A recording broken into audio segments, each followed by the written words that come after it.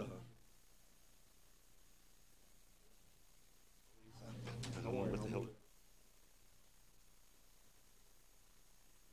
My kids don't.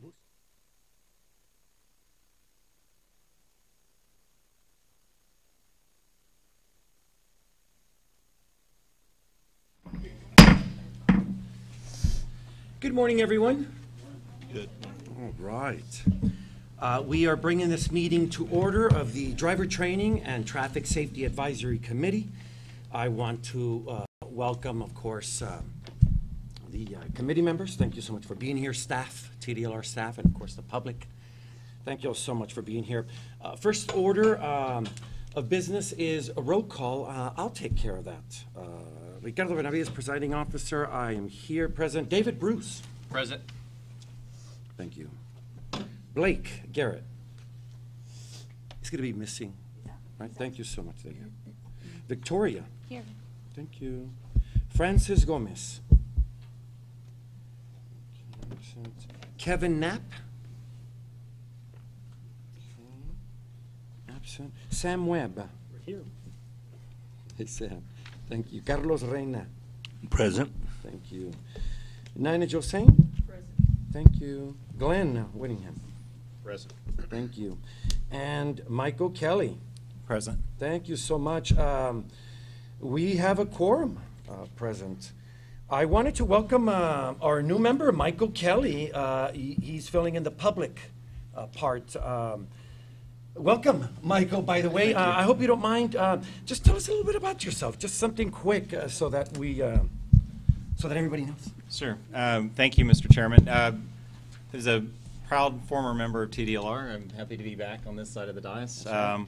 I've spent the last 25 years after serving the U.S. Army working in public service in Texas. So I worked for 3 different state senators back in the 1990s, including on driver education and driver traffic safety laws.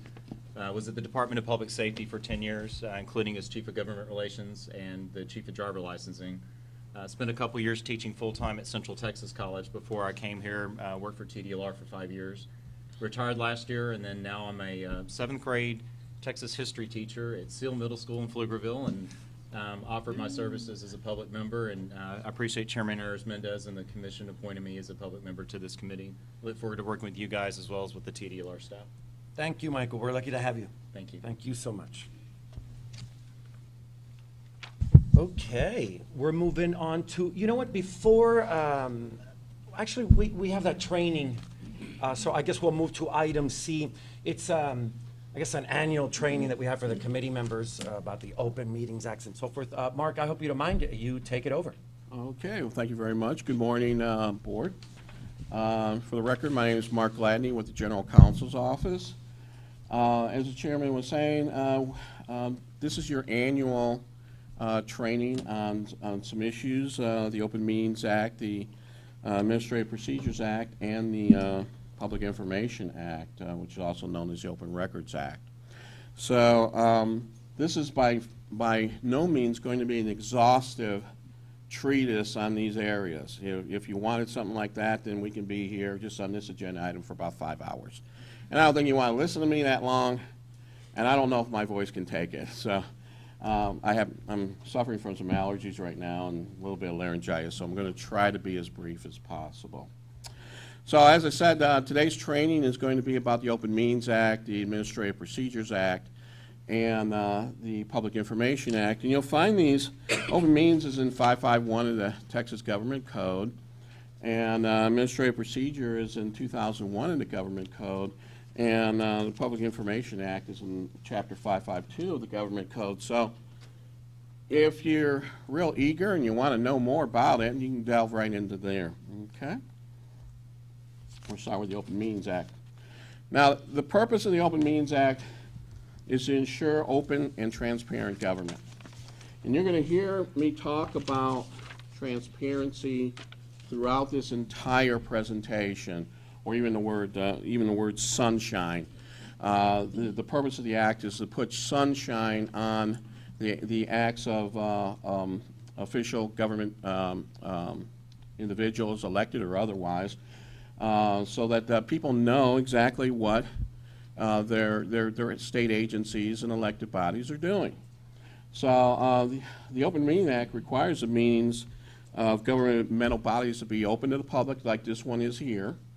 And we also have to notice them, and we have to give them time, place, and subject matter of what's discussed at the meeting, and that's in the form of an agenda, which has been issued 7 days prior to this meeting. So those are some of the basics of the Open Meetings Act.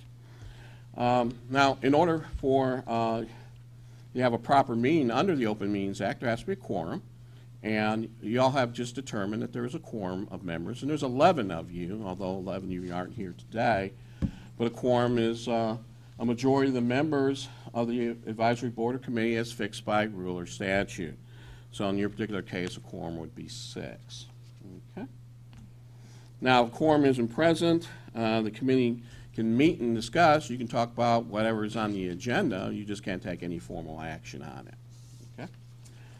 So, the idea of deliberation or discussion is just y'all getting together and having a discussion, a quorum of you having a discussion concerning an issue that's within the jurisdiction of this particular body or a particular body. So this is the driver training and safety committee, advisory committee. You're not going to be sitting here talking about boxing. It's not within your purview.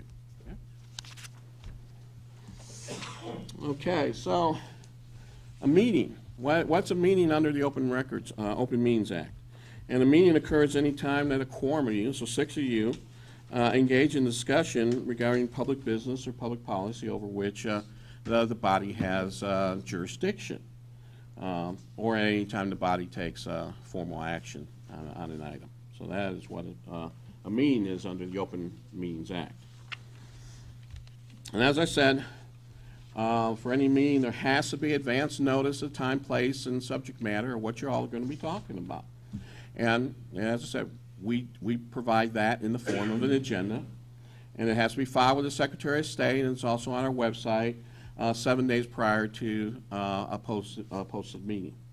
Now, importantly, and I'll probably repeat this again on a number of occasions, you can't talk about anything that's not already posted on the agenda. So if you do get to that kind of point, it's kind of the job of the General Counsel's office to kind of nudge you back onto the subject matter that's posted on the agenda. So we will certainly let you start straying off the reservation.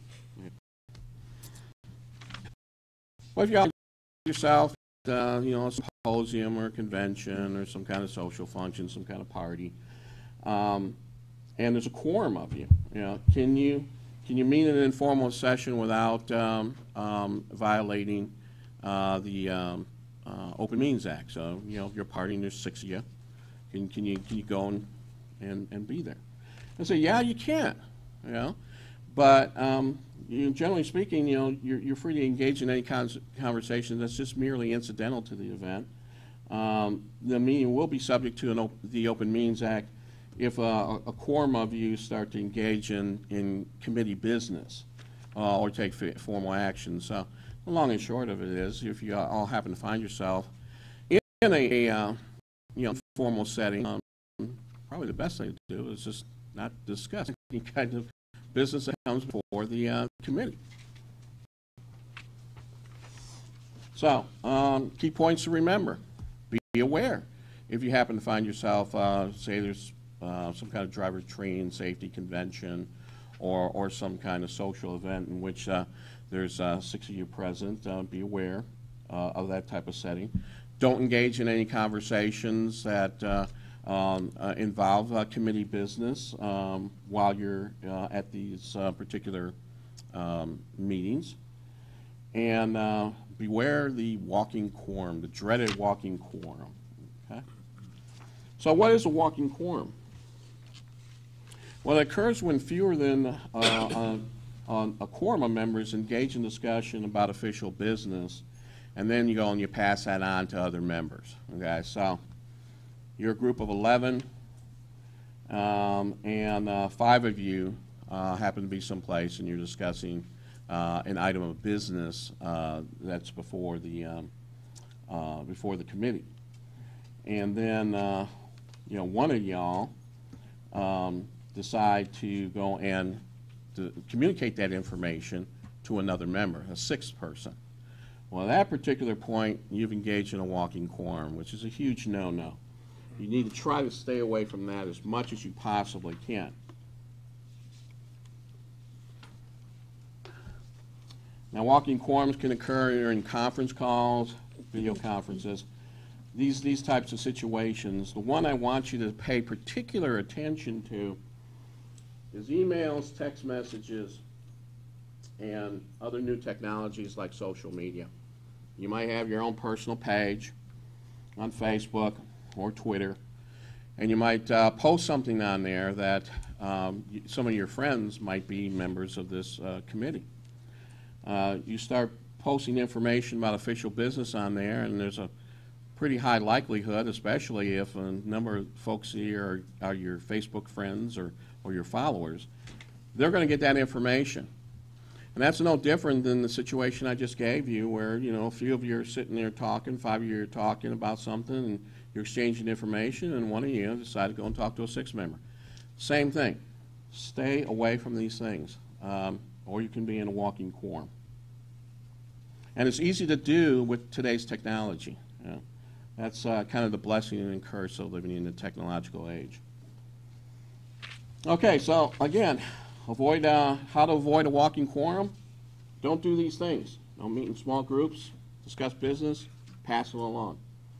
Don't send emails or text messages to a quorum of members on official business, even if you decide, hey, I'm not going to send this stuff all to the entire 11-member group.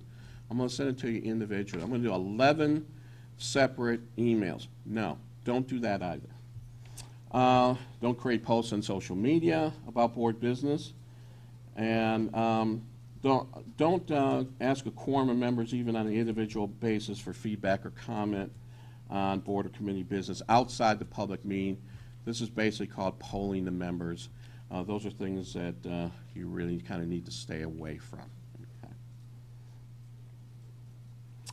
Okay, and again, the committee is limited to discussing the specific items on the agenda, and we will have a public comment period like we do in every one of these meetings, and members of the public are given an opportunity to speak, and the presiding officer can set whatever limits, time limits that he wishes, generally 2 to 3 minutes, but sometimes more time is given.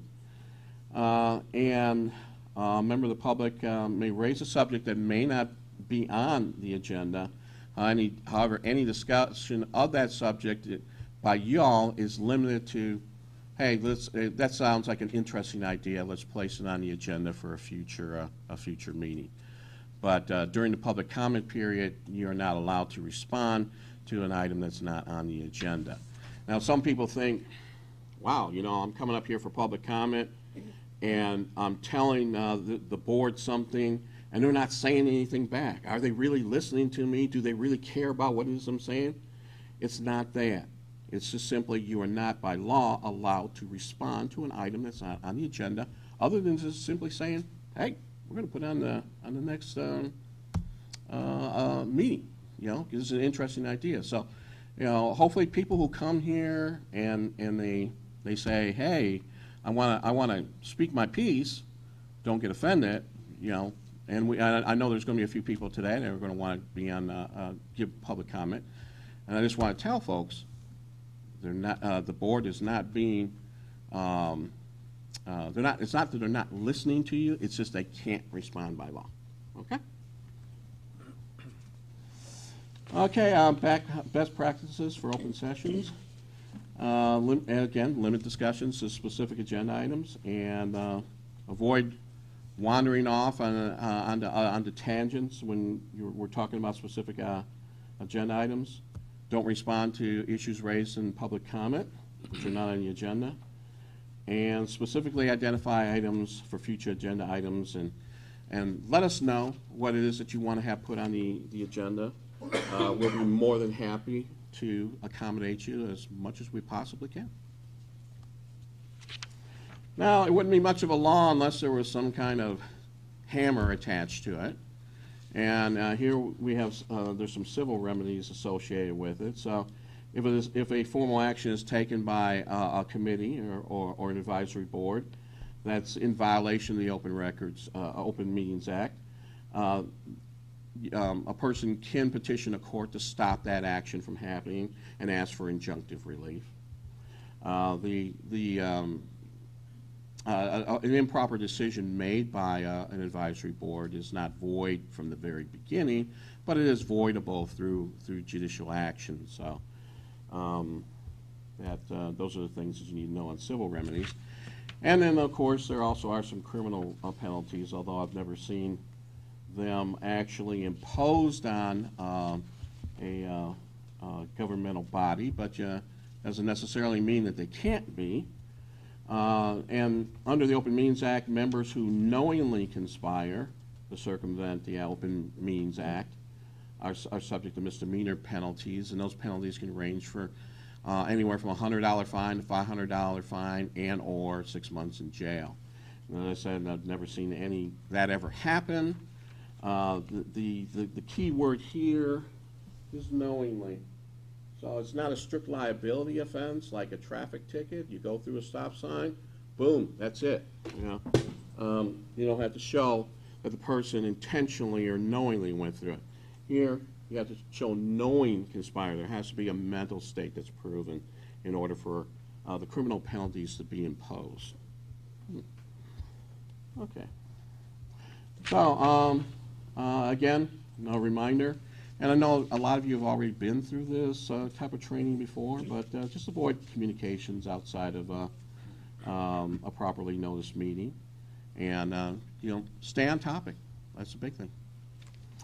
Okay, so again, for those of you that are really feeling eager, here's the resources that you can go to learn more information.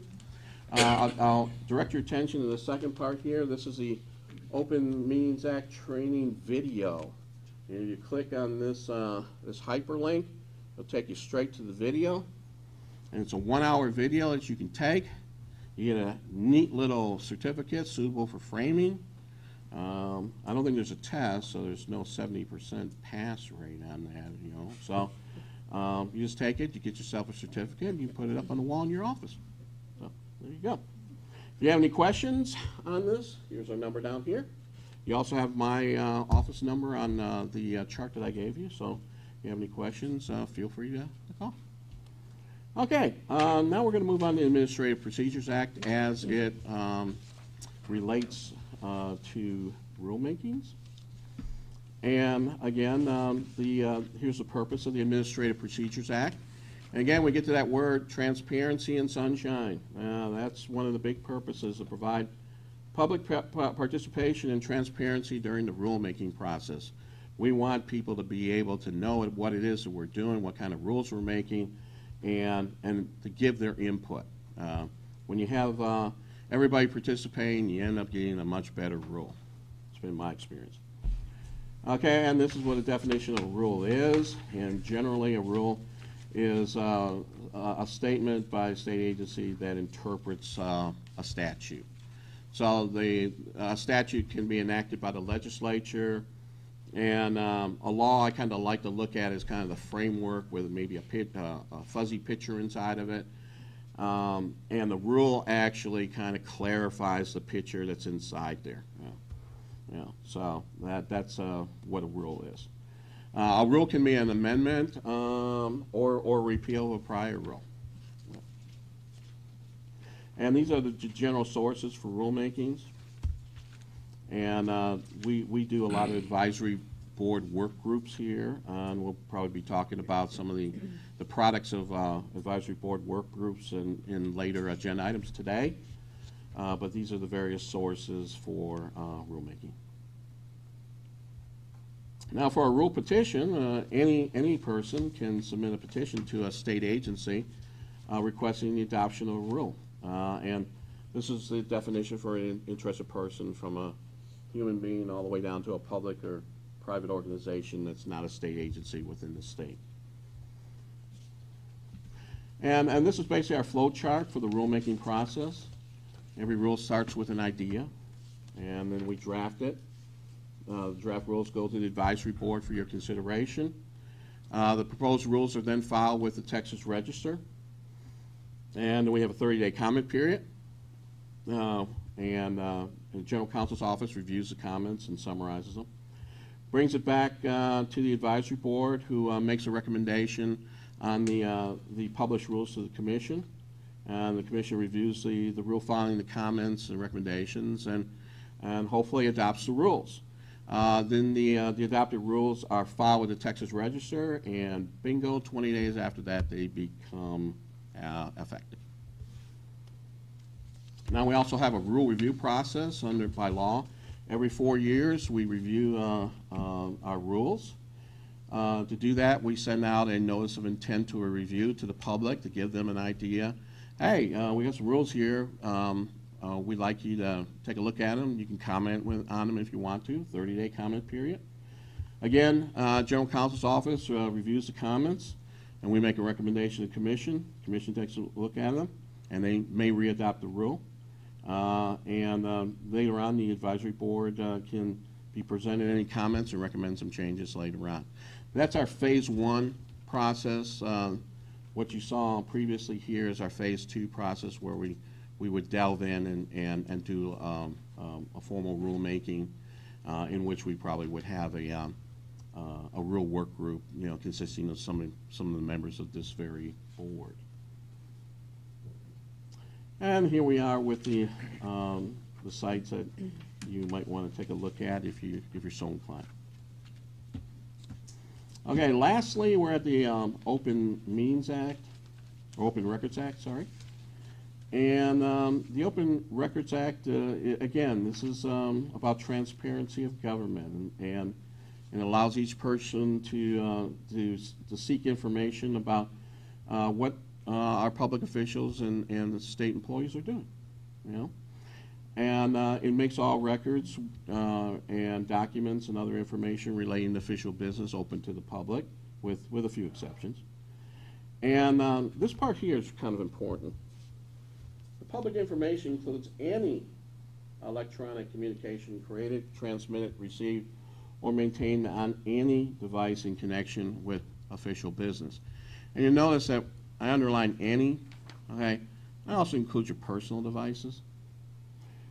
So the long and short of that is, if you're going to do official business, try to refrain from using your personal devices to do that, because if somebody does do a Public Information Act request, well, when we get a request, we're going to contact you, and we're going to let you know what it is. And we're going to request information from you, and you need to provide that information as quickly as possible. So if you're using a personal device, there may be some things on there that you don't necessarily want anybody outside of your own person knowing. So it's important to try to limit the amount of official business that you do on your personal devices. Once we get a PIA request, we have approximately 10 days to respond. We can't ask why they want it. We can ask for clarification if they ask us a pretty confusing or wide-ranging type of request for information, but we can't ask them why they want it. And there you see there's certain items that are subject to, that are not subject to disclosure, and those are the exceptions. Okay, and again, here are the hyperlinks for the various source materials that you can use.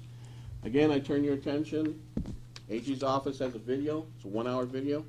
They'll also give you another certificate, so you can put 2 of these certificates and frame them up in your office. So that's pretty much it for my presentation, and thank you very much for listening. Thank you, Mark, so much. Fantastic training, sir. Thank you. I really appreciate your explanation there. Great.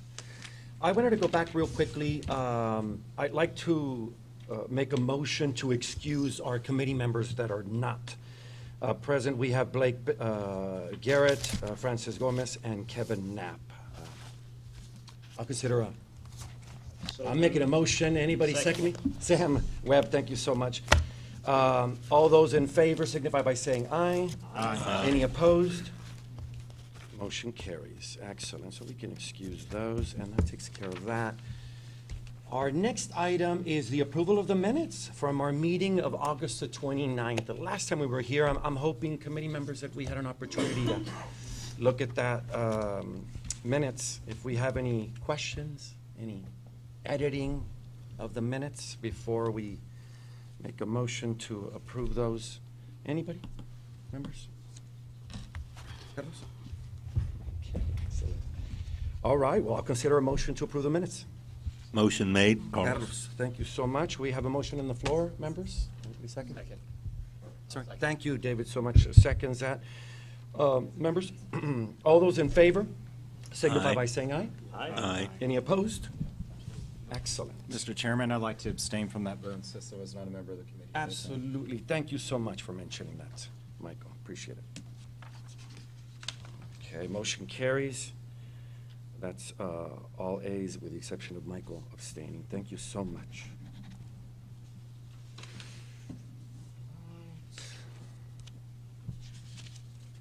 We are moving right along. Our next item on the agenda is the public comments. This is the portion where the public fill out more than 3 minutes is a good time. I have two, so again, just want to remind you, if you do want to come and speak, fill out one of those forms. You can give it to myself or Delia. Thank you so much. The first person I'm going to call is Patrick Barrett.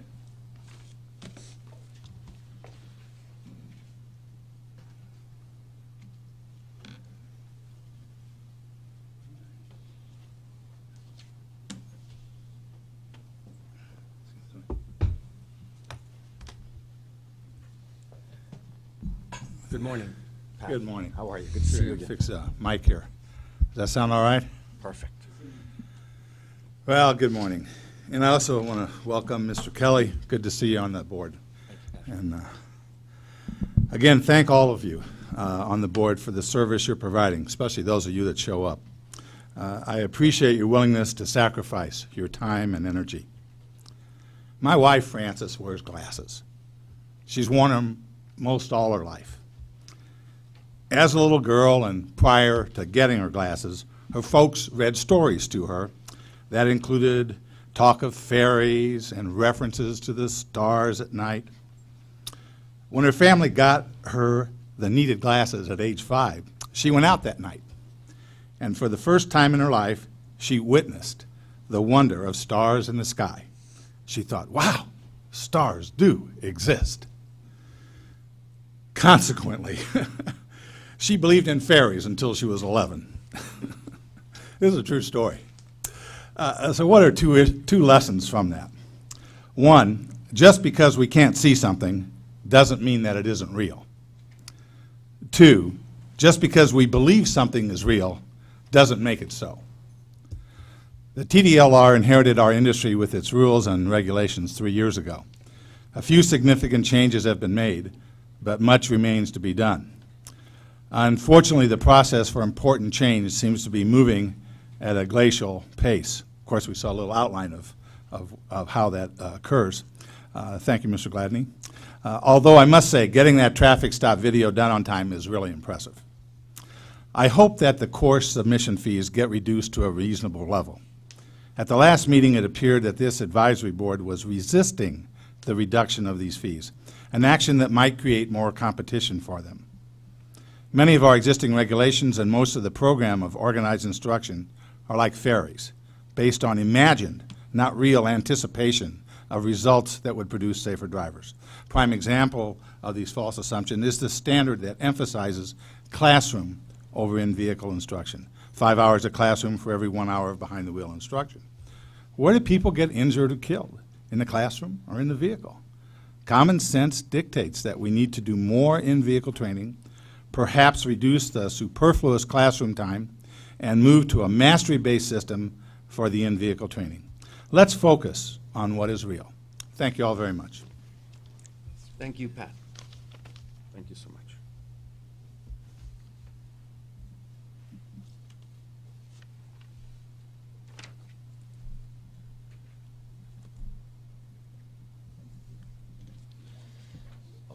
Okay, our next public comment is from Mr. Bill Blasingame.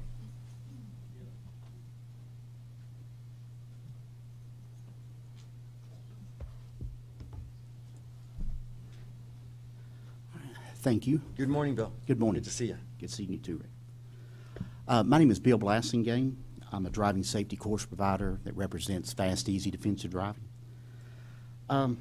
Purpose for my being up here today is I'm requesting that the advisory committee recommend to the department a reduction in price for our course completion certificate numbers issued to driving safety course providers.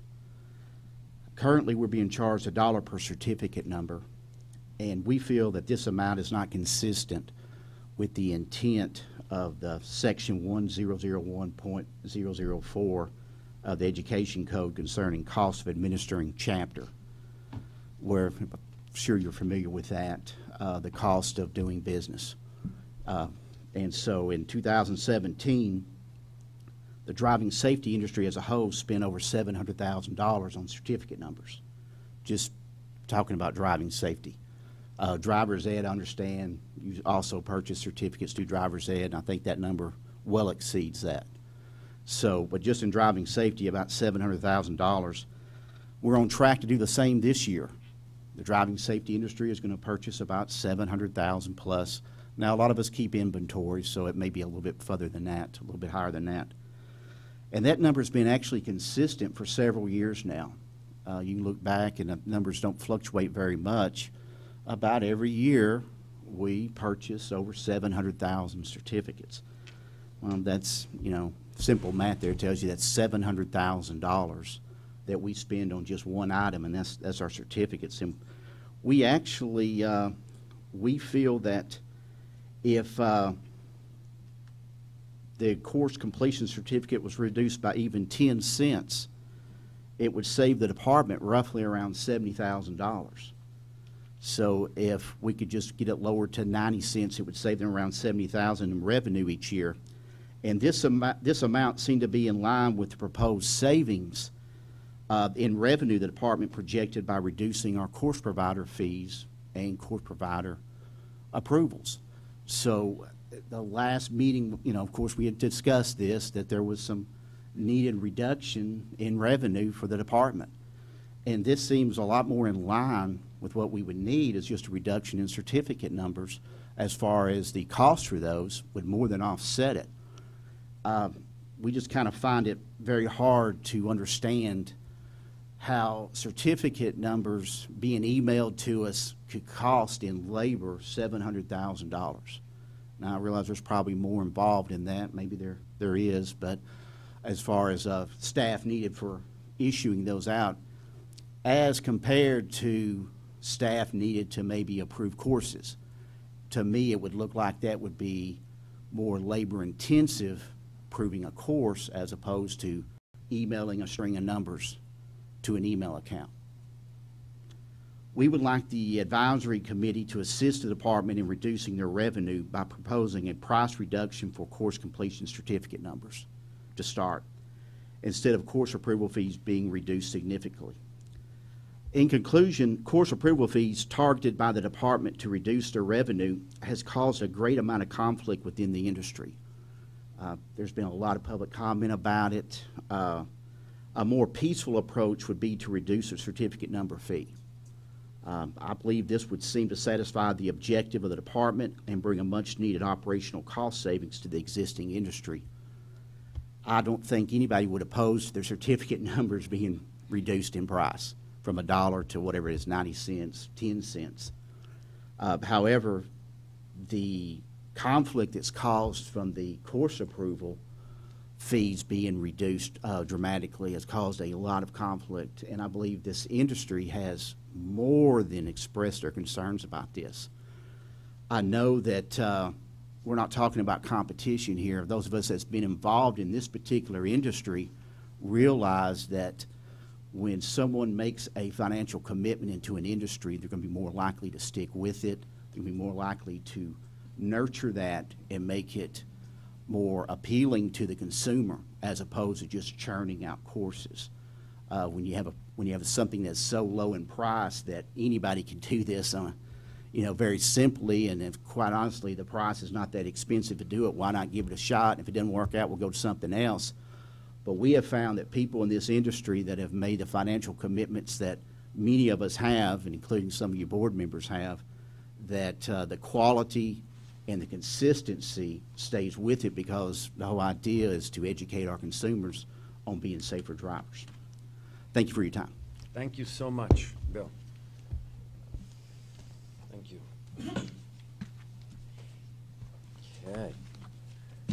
I don't have any more public comment forms. Anybody else? Last chance. Thank you so much for those that did come up here to speak. I appreciate that. Our next item on the agenda is item F, and that is the staff reports. Briefing from staff, discussions. The first one is the licensing division.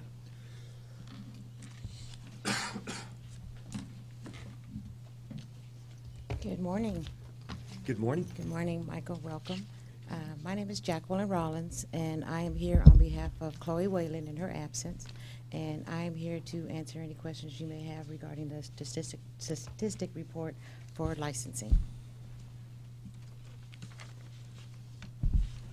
Members, any questions for Jacqueline?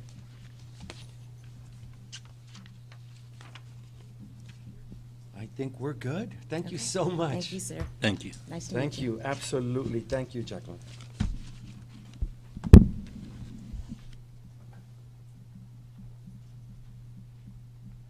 Okay. Our next item is number 2 for the Customer Service Division. Nick, you had mentioned you'd Yes, sir, like to Mr. speak on that Chairman. one. Absolutely. Thank you. Stepping in today for Trey Seals, who he and his folks are back at the headquarters working on some things there. But wanted you to take a look at the report that he and his staff have prepared. The data is typical of this time of year. We're coming off a traditionally busy summer. As you know, we see major spikes in activity during the summer months, and we also see other spikes during holiday periods, other school breaks as well. Wanted to update you as well on our staff initiative to update and correct information or misinformation that's on some of the parent-taught course provider websites. We discussed this with you last meeting, and wanted to let you know that our customer service and education examination staffs have been working very hard with the course providers to make sure that the customers receive accurate and up-to-date information there, and to ensure that they have a better customer experience. We still have some work to do in that area, and we'll give you an update next meeting. Thank you so much, Nick. I concur. I know that I've been speaking with Brian in regards to my teen program. I think it's fantastic what you all are doing. That consistency so that the public understands the language is fantastic, that all the programs will be the same. You guys are doing a fantastic job on that part, by the way. Just wanted to mention that. Thank you, Nick. Our next item is F3. This is the Enforcement Division.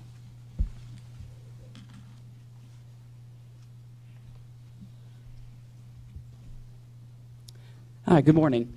For those of you who have not met me, my name is Aaron Heath. I'm a prosecutor in the Enforcement Division, and I am now handling the DES cases.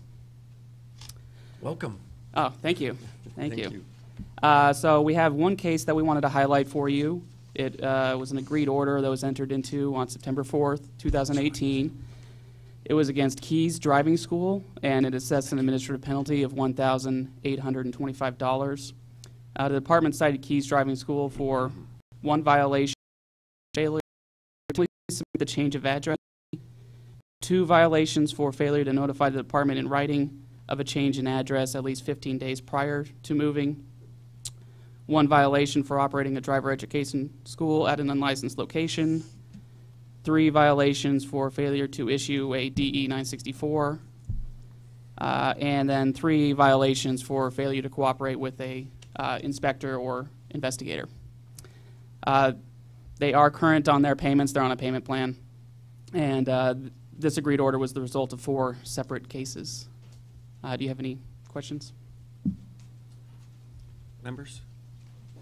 I have a question just for general knowledge. Sure. How does a school not cooperate? And what is it that they do wrong so the public would know? Okay, well, I guess there's a lot of ways they could not cooperate. But in this particular instance, the investigator had asked for required documents, and they failed to turn those over to the investigator. The reason I ask is sometimes the staff that's there may not have access to what they need, so it's not that they're not cooperating, they just don't know how to Right, cooperate. right. And this individual was given a certain amount of time to turn those documents over and then never did. And it happened multiple times. Thank you. And Brian Francis speaking, Board Member Raina. That's not unusual. We see that in other programs as well. In programs like maybe our vehicle storage facility program, you'll have specific documents that they're required to provide to the investigator out there on site. And if the investigator asks for it and the person says, I don't have access to it, we build in some time for the owner or whoever has access to those documents. But Aaron said it's the scenario where the person says, oh, I don't have access to it, and then we're like, give us, and we so Thank you. it's not specific to this. We see in others. Okay. Anybody else? Aaron, thank you so much. Oh, and congratulations, by the way, on your promotion. Thank you, thank you. And I just wanted to highlight a few personnel changes. We have 2 new prosecutors, Rebecca Burkhalter and Bob Rennick. And then for intake, we have a new intake manager. Her name is Cheryl Wilson. Thank you. Okay, thank you. Thank you so much.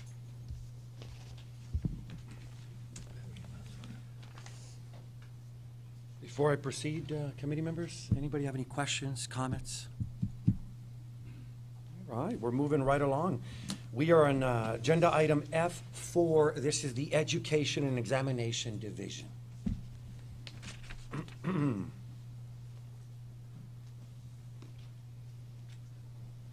Good morning, Chairman, members of the board, and welcome to the newest member, Mr. Kelly.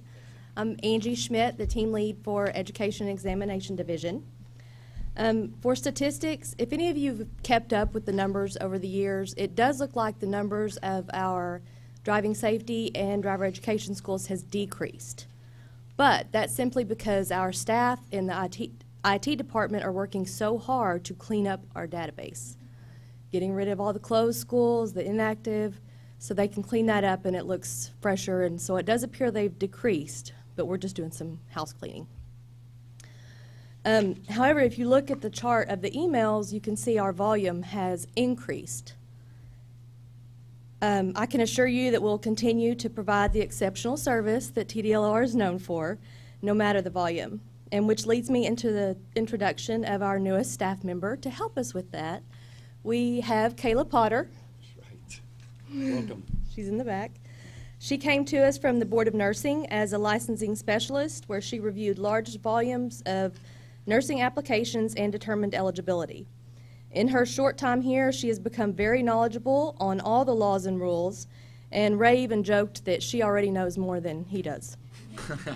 So we're very fortunate to have her and look forward to her future with TDLR. I didn't say she knows more than me. Do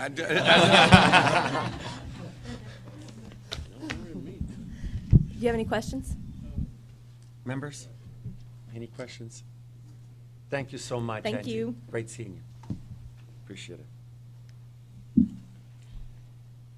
Our next item on the agenda is F5, field inspections.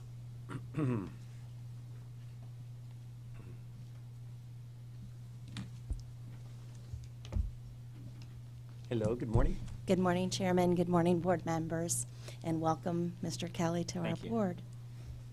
My name is Julianne Crocker. I'm the lead facilitator for field inspections, and I'll be answering any questions and sharing our report. We have some personnel updates for our division. We have hired on 4 new inspectors, 2 of them in the DFW area. It's Mr. James Turner and Lucretia Wells. And in Houston, we have Miss Nina Smith and James McEatron in the Bexar County, Kendall County, and Comal County. We also did lose an inspector. Sharon Hollins from the DFW area resigned. We are in the process of filling her position. We have posted and are now reviewing applications. And then you'll see our statistics. If you have any questions, just let me know. Members, any questions? Julian, I hope you don't mind me asking you, this is Ricardo Benavides, Chair. How are the inspections going? Anything that pops out? I believe the inspections are going well. We do have a much busier number of inspections over the summer. It tends to drop off, but they are going well. We are getting the information we need, and the inspectors, I've not gotten too many questions or issues from them, so smoothly. Okay. Great. Thank you. Thank you. Anybody else? Thank you so much, Julian, very kind. Ricardo, this is Carlos Reyna. I should have asked when Angela was up here because we had the bill updates, and I thought we were going to hear something on how we were on the ASL program. Is that coming up? Yeah, we are. And also the video that's supposed to be, that's coming up also? Discuss that? It's a separate agenda item. Okay, thank you. This Great is Mark question. Gladney. It'll be agenda item G. Okay, thank you. Thank you, Mark, so much. All right, moving on next to, the next agenda item is F6. This is the executive office. Mr. Chairman, Brian Francis, Executive Director with TDLR. As always, thank you for your service. Mr. Kelly, it's good to have you on board. Thank you, Brian. I know you're going to start shouting orders at me. Go get that, lift that barge, tilt that bell, and all that good stuff. But no, I appreciate the heart that you have for service, as well as everyone else up there. I'm going to let Nick start off with a few of the data points on the traffic for the webpage, and then I'll touch on a few things. Thank you, Brian. Board members, wanted to talk a little bit to you about your outreach and update some traffic numbers associated with your program's website. Your site is the busiest of all of our 40 program sites. So over the last 6 months, the DES website has had 1,266,639 page views. So that's almost 1.3 million page views. That's an average of 6,884 page views per day. So congratulations there. We're engaged with a lot of folks online. If you're interested where they're coming from, 55% are accessing the site from a PC or desktop computer, while 41% accessed it from a smartphone and 4% from a tablet, so 45% from a mobile device. The top 2 reasons for visiting the site by far are, number 1, a search for a class or a course, followed by parent-taught education overview and requirements. Also wanted to remind you guys that we are active on Facebook and Twitter, and working on LinkedIn to come soon, hopefully. And also wanted to mention that your listserv, you have a group of 5,370 subscribers that receive regular emails pertaining to this program. And if anyone is not receiving those and would like to, all they have to do is go to our website and subscribe there, and they'll immediately start receiving those. Thank you. I'll pass it back to Brian. Thank you. Mr. Chairman, 2 weeks ago, Friday, I received my first evaluation as Executive Director for the agency in my 2-year tenure. And I was excited about it. There's been some great accomplishments that we've had across the board as an agency. And it's all about the team that we put together. And so I want to thank my team that's out there, whether it's E&E or licensing, enforcement, GC, OSC, the advisory board support, field inspections. They're the reason why I've been able to sit in this seat, and we've been able to achieve the things that we have. When you look at the results specifically from what E&E has done in the last year and a half with the huge responsibilities that have been heaped on them in regard to the ASL program and in regard to the Community Safety Education Act, those are not small feats. It's a lot of work. It's a lot of back and forth.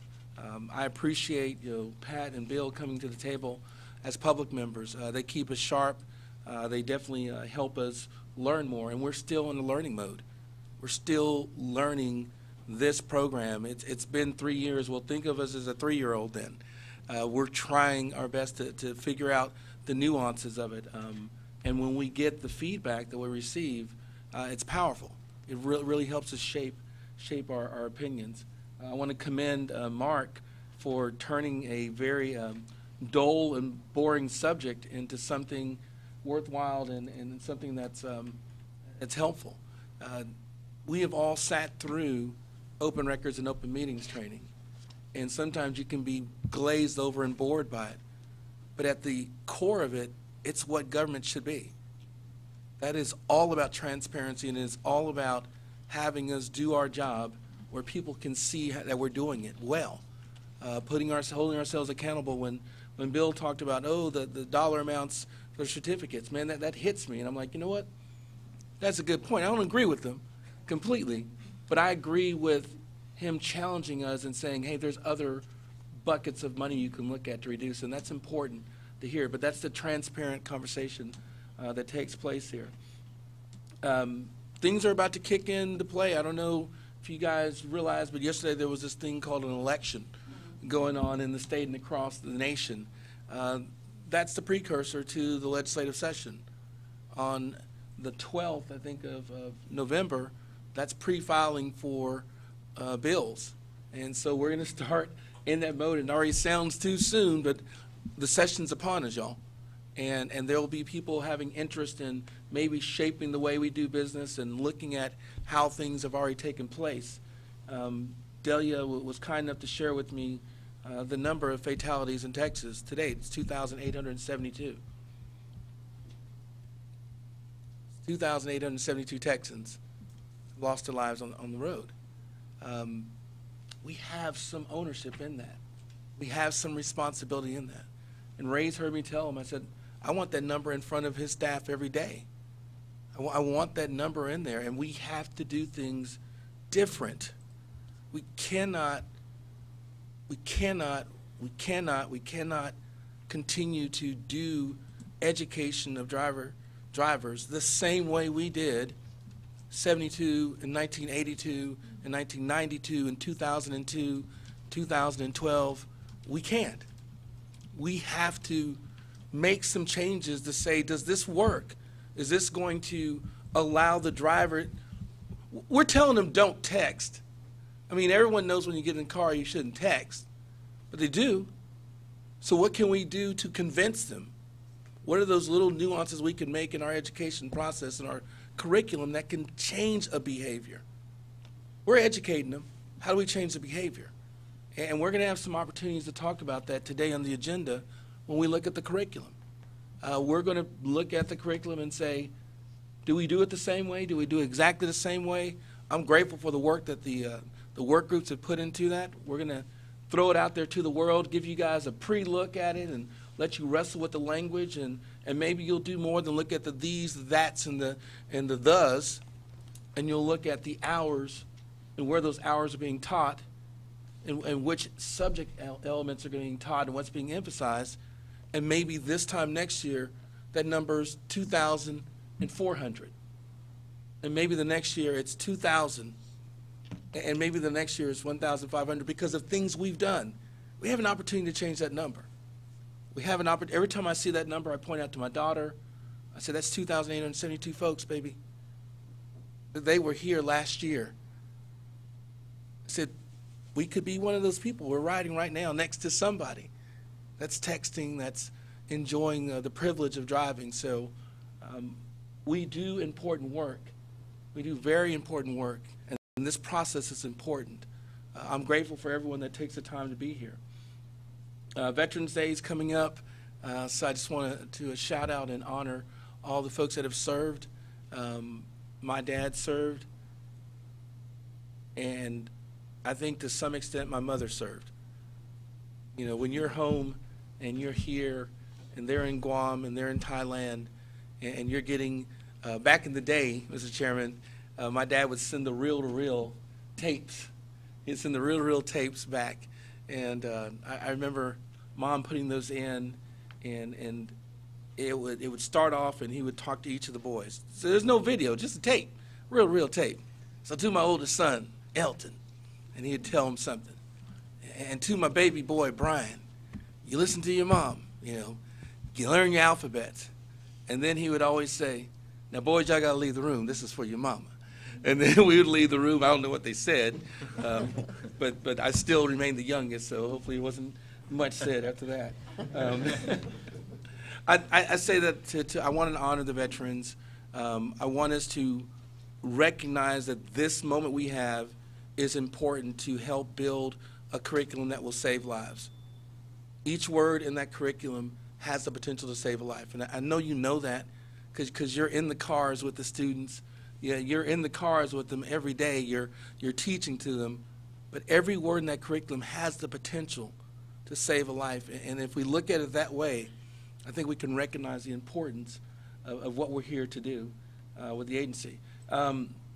It's on the agenda, so I don't want Mark, he tackles people better than his Packers do on the football field. Anyway. Yeah, that's right, hurt me. Anyway, I digress. We are, as we talked last week, we're going to have some fee reductions. That's going to happen.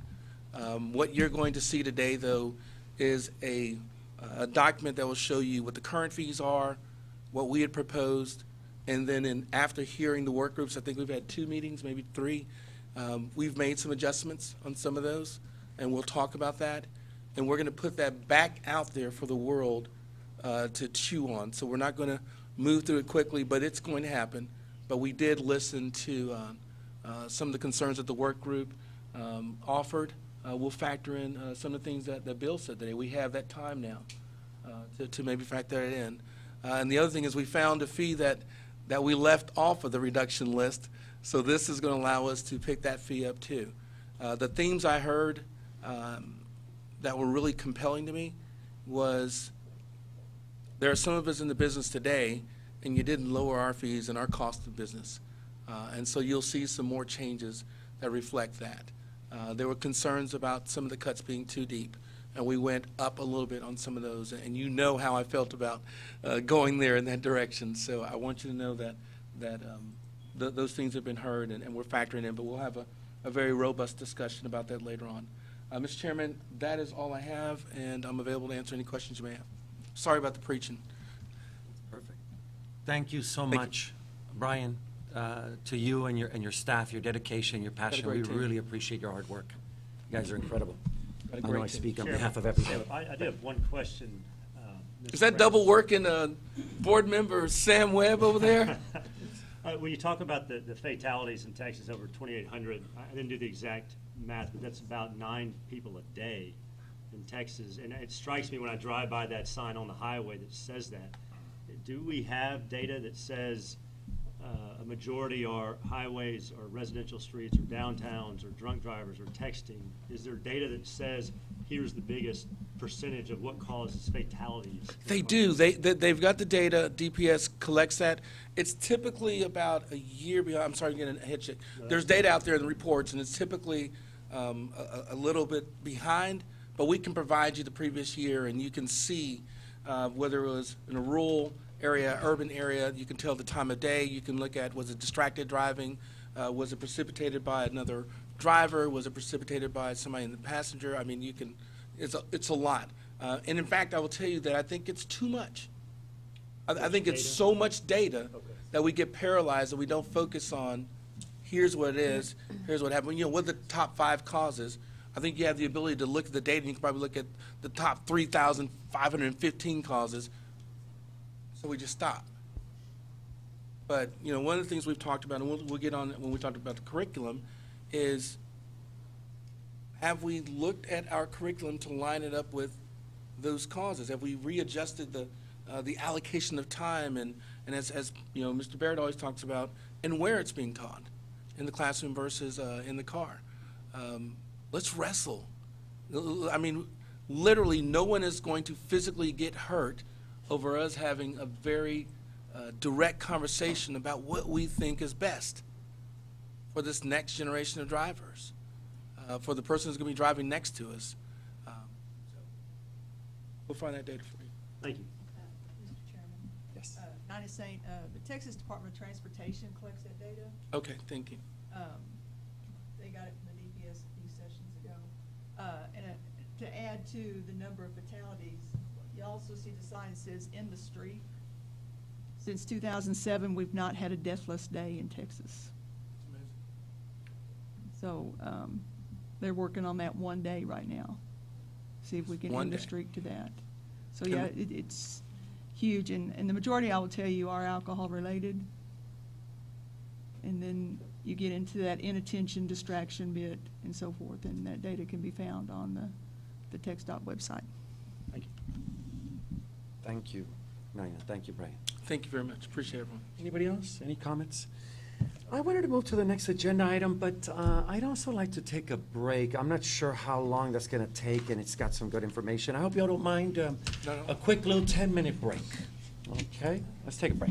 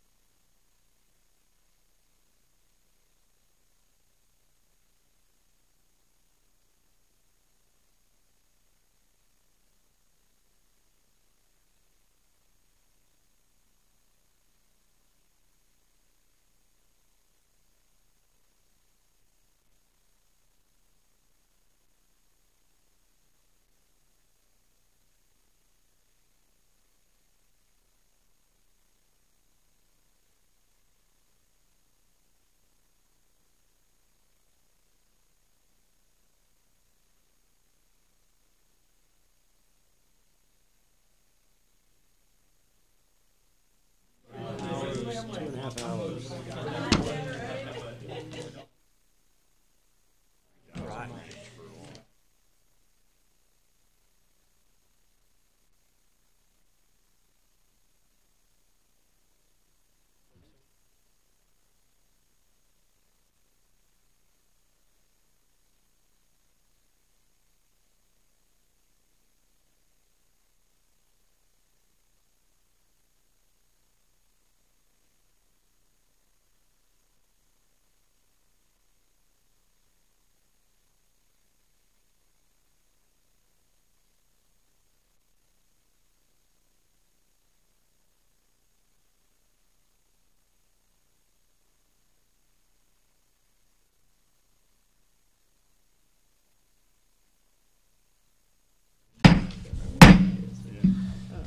Okay, let's call this meeting back to order. All right, we are going to move to the next agenda item, G, and this is the discussion on update of the SB 30, Senate Bill 30, Community Safety Education Act, update on the SB 1051, the ASL driver education course as well, and an update on the e-certificate implementation pursuant to SB 848 and House Bill 912. Hello? Mr. Chairman, Brian Francis, before they get started, hopefully you noticed the difference. We didn't want this just to be an item of report under education examination. We wanted it to be an agenda item to bring the attention to how important these issues are. And so we were also trying to mess with Board Member Raina. Yeah. So he's like, where is it at? It should be on the agenda somewhere. But we broke it out as a separate item to have a really good, thorough conversation about it. So. That's great. Thank you so much. Good morning. Good morning again. Hello. Good morning, Chairman, members. Michael Strawn, Education Examination. I'd like to welcome everybody this morning, especially Michael Kelly. It's good to see you. So I'm going to give the update for driving safety electronic issuance real quick, and then I'll turn over everything to Angie afterwards. Earlier in October, we sent out notice to course providers letting them know that come November 1st, that we would now be issuing electronic certificates or allowing electronic issuance. So we sent out a newsletter along with certificate specifications, an example of certificate. We also contacted TMCEC, Texas Municipal Courts Education Center, and OCA, Office of Court Administrators, to let them know these changes were coming down the pipe as well, and that course providers will now be able to electronically issue a driving safety completion certificate to individuals that have completed their driving safety course for ticket dismissal or insurance purposes. We're excited about these changes. There's a lot of moving pieces to it, and we're getting a lot of feedback, and we hope that it's really, the first step in a bigger future. I know that we're not done. We've talked about the validation system that's up and running. So our course providers are sending us the completion totals and their completion data. The courts are able to verify that information electronically to verify that certificate is authentic. But we've always said we're not stopping there. Brian said that we're going to do this right. We're going to go step by step. And step one was to get this out and allow course providers to do something that they've been wanting to do for a very long time now. But like we said, we still have the automated system for validation to come forward. We're going to look to continue to work with the work group as well to look at future enhancements, future changes, whether that be database or the actual certificate or the processes there as well. But if y'all have any questions, I'm free to answer them. Thanks for all your hard work. I know this has been a big process for the entire team, so I think we all appreciate that. I'm just curious from the driver safety industry, how many course providers have submitted a plan for approval to issue upcoming certificates? David, that's a great question, and one I can skate out of because I've been on vacation all this month. That's not fair. I would have to get with our education examination team. I know that Brian and Shan and Kayla have been handling the bulk of the approvals and review for the plans, for the certificates, to make sure that they've met specifications while I've been out, but I can provide that to you. Okay, I was just curious how well it's been adopted or received from the industry. And then you said there's been feedback from the court system, and if it is the court system, kind of what feedback has it been? We've gotten feedback from course providers so far. I've I've had some conversations today with individuals about certificate design. For the most part, everything's been positive. We had discussed at length in the advisory board meetings with work groups about the design, the specifications, what needed to be in there, what didn't need to be in there, spacing. I know Glenn and some other members were instrumental in helping with that. So feedback from course providers has been pretty positive overall. We have received a few bits of information from some courts that the courts are aware of the change, but there may have been a misconception in the fact that they thought the individual was getting an email convenience copy, so to speak, and then later would be getting a formal paper from the course provider. And so some of those judges were saying, no, we're going to hold off, wait for that paper. But as those, I've been working with course providers and different individuals that contact us to contact those courts directly, provide them with our information, give them an outline of what's going on, and so far the courts have been receptive towards it. It was maybe a little bit of not understanding. In some cases, we've also seen that judges aren't there all the time, and they have not made a ruling to change the procedures. So in speaking with the court managers and supervisors, they are aware of the change, but they have not pushed it to the clerks at the front desks because the actual judge has not been in the office or had the time to change that procedure within their office. So they look at it and say, we're aware of it, but this is what we're told to do until future changes. But I do want to bring up the fact that our agency has been working with Office of Court Administrators, TMCC, to educate these courts, clerks, and office administrators for this purpose. Coming up this next year, I have, I believe, 48 different speaking engagements between the two, where we're going out and we're working with these courts, these clerks, these judges, JPs, over this specific topic, future program changes, some other programs that we have here that go into their world, and building that relationship with them as well. So we fully expect that getting this information out to the courts, the judges, the clerks, all that is going to continue to improve, and I think we're going to be better for it as well, because it's a new relationship that we've opened, and their feedback has been invaluable as well with this process. Okay, thank you very much. Yes, sir. Board, a question, Glenn Winningham, in kind of piggybacking off the plan. The plan is part of the current rules, correct? Yes, that sir. They have to submit a plan before they're allowed to issue e-certificates. And so in that email that was sent out and everything, there wasn't anything in there about having to submit the plan. There's probably a lot of course providers in our industry that have no idea that they have to submit a plan before they can do that. And so I would assume that a lot of them that got that email change their certificate specs, they make it look like this, and then they start emailing them out. And so I would recommend that an email is sent, something sent out to all the course providers, and letting them know that before they can actually issue these email certificates, they have to submit their plan for doing so, to make sure that it's secure, because that was part of what our work group had, wanted to make sure that was done. And then the other thing in regards to the you guys' education plan for the court system, I'm not sure if you have or not, but the TJCTC's, Texas Justice Court Training Center, they're the individuals out of San Marcos that are involved of doing all the continuing education for the JPs across the state. They have published their 2019 calendar for all of their continuing ed conferences. So it'd definitely be good for you guys to reach out to them too, because those judges don't have anything to do with the municipal court stuff and a lot of that court administrator stuff. So they're going to need to be informed as well. Thank you. I noted it, and I will reach out to them today. Yes, sir. This is Carlos Reyna. On that note, piggybacking on that, with this plan, I know originally we were discussing it.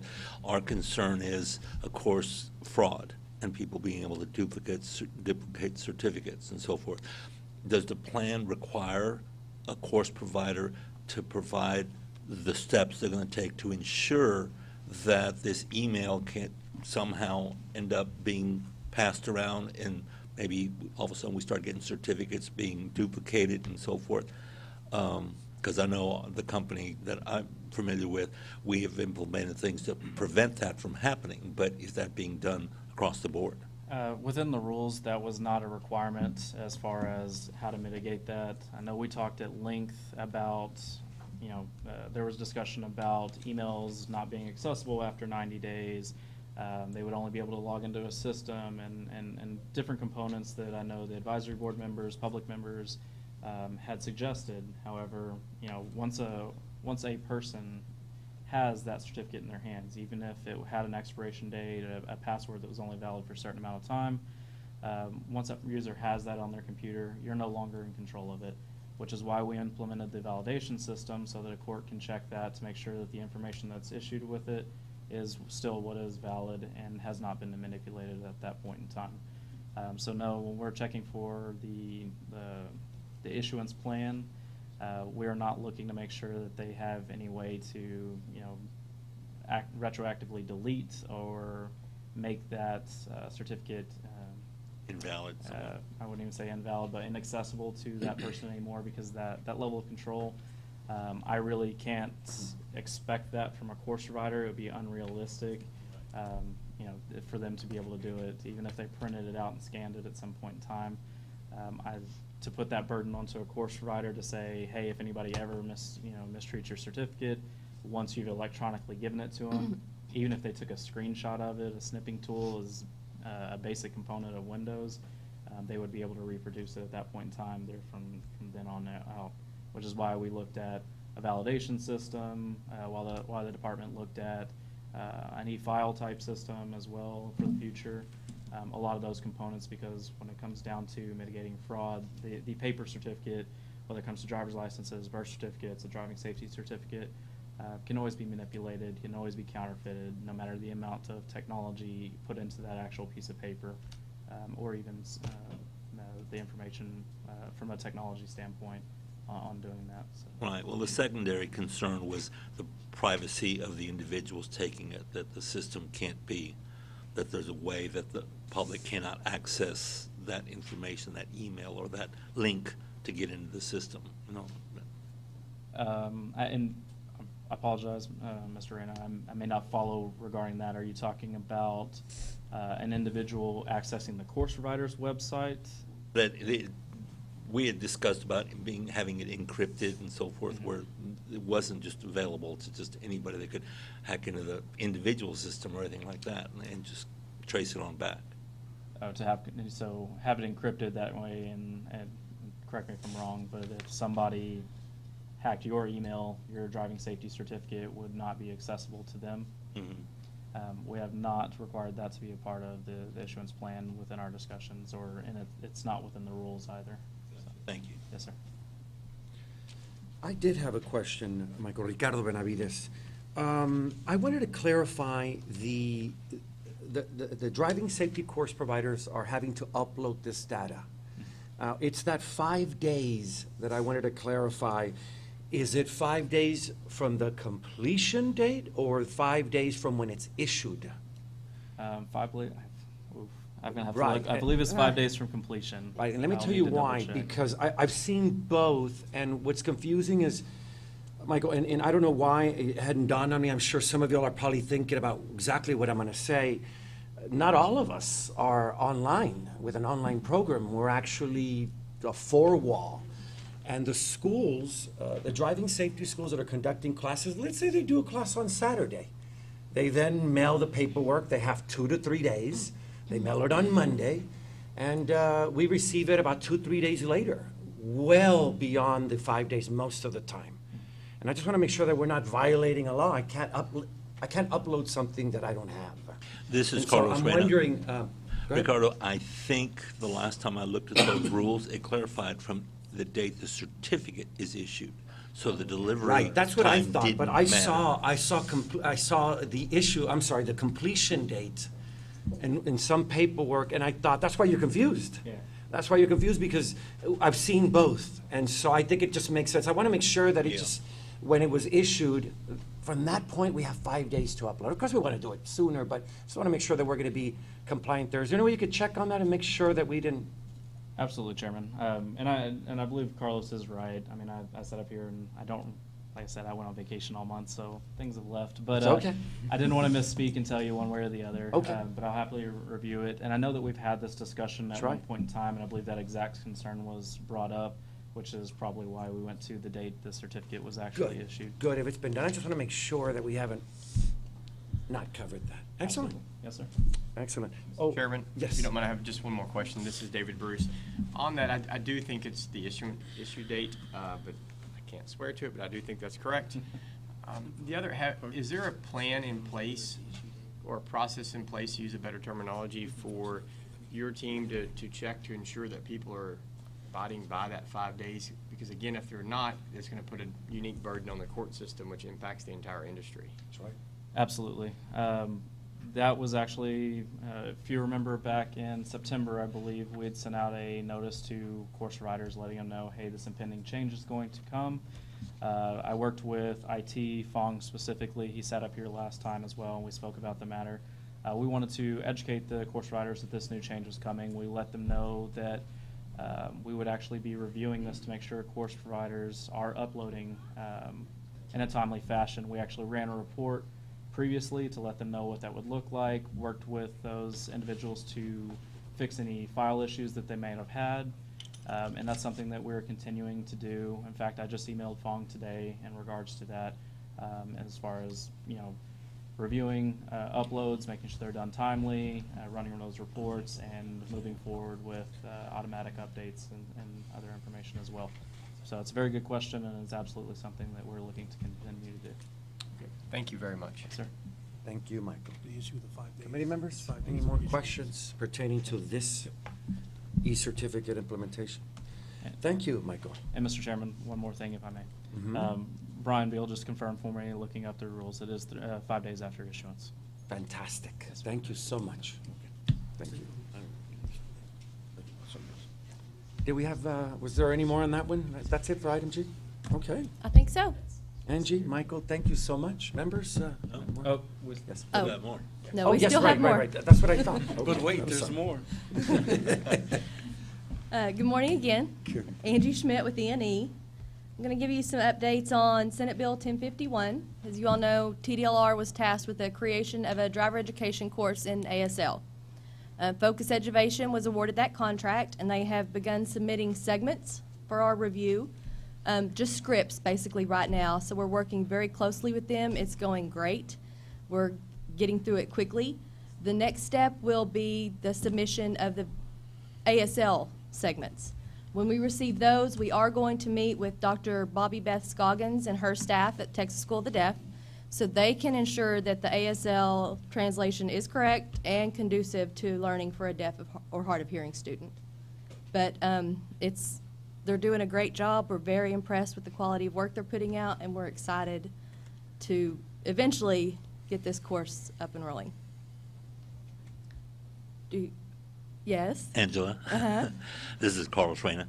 I know we passed a certain amount of rules, but in hindsight, we didn't pass enough to cover what's going to happen when this is all implemented. And I believe there was lots of questions submitted by members, and we haven't received anything on that. Has there been anything else on responding to those questions that we put forth?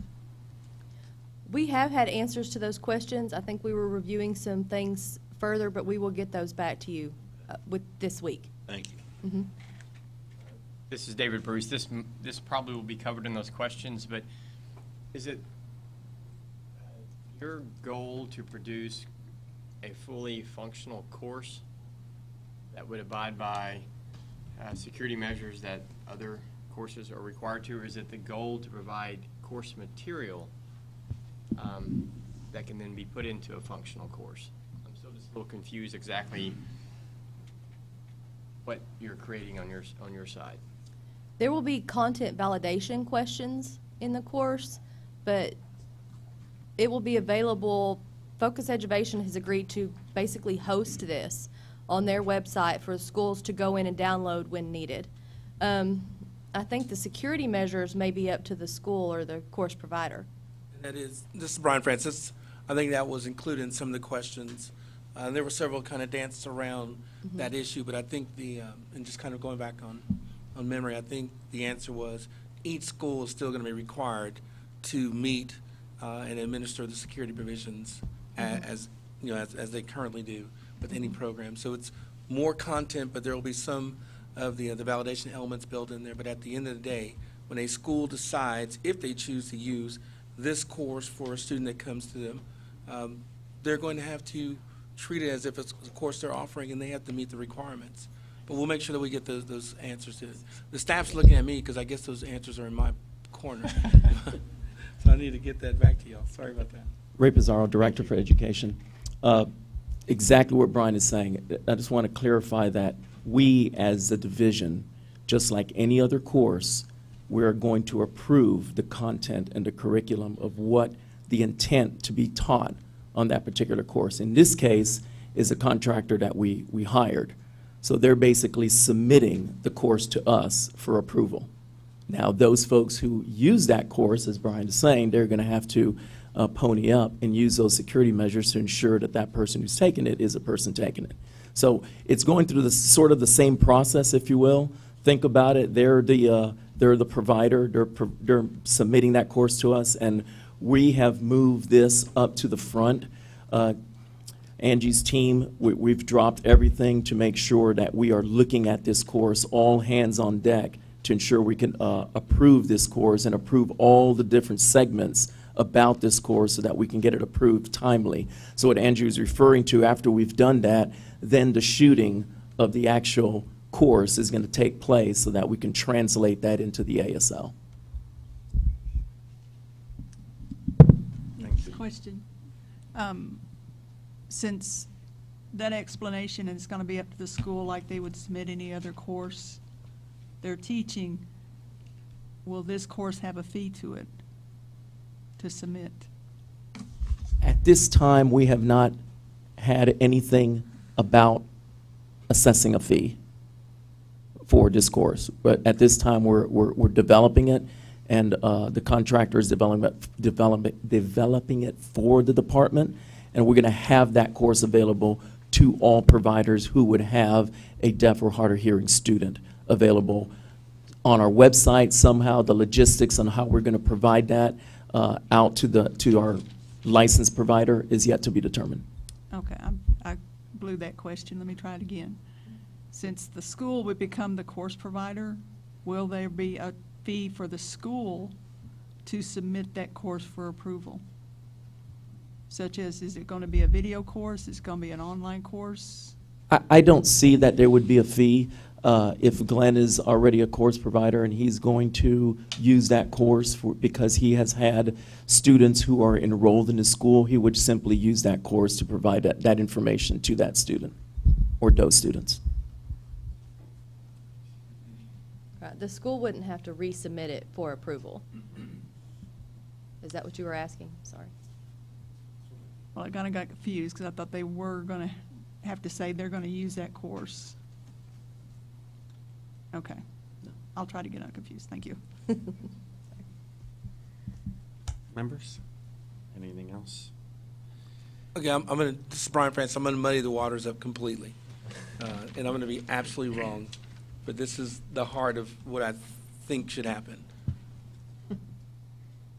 When the course is complete and Eduvation's done their work and we are all happy with it and it's a beautiful product, and a school has a student that enrolls that is hard of hearing or deaf, they're going to have an opportunity to point to this resource to educate that student.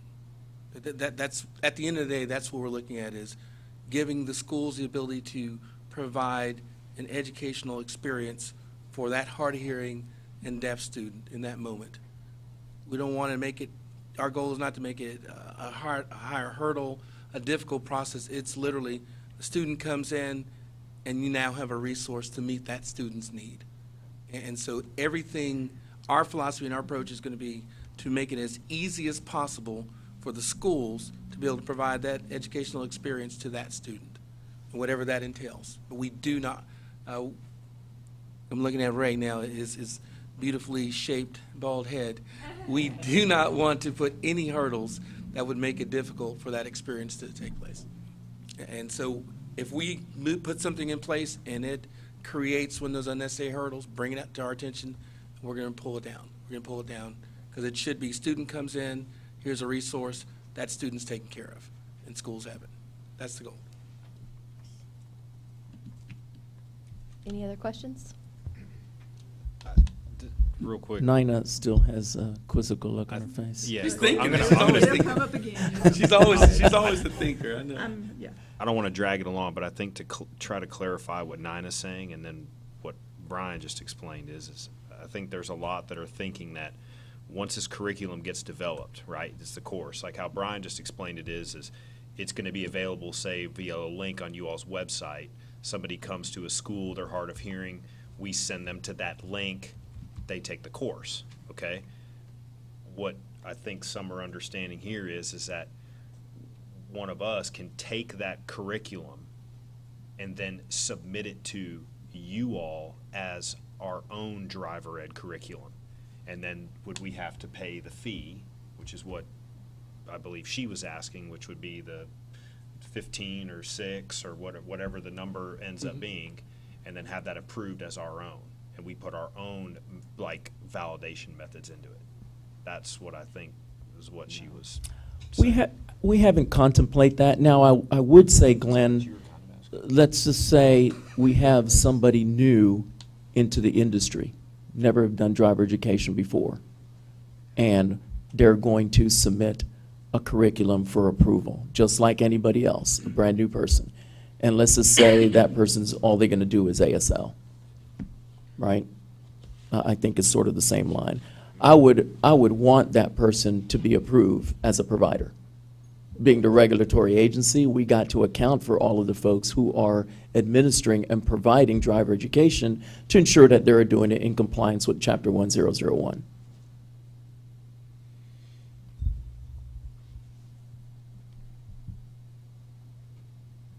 Any other questions?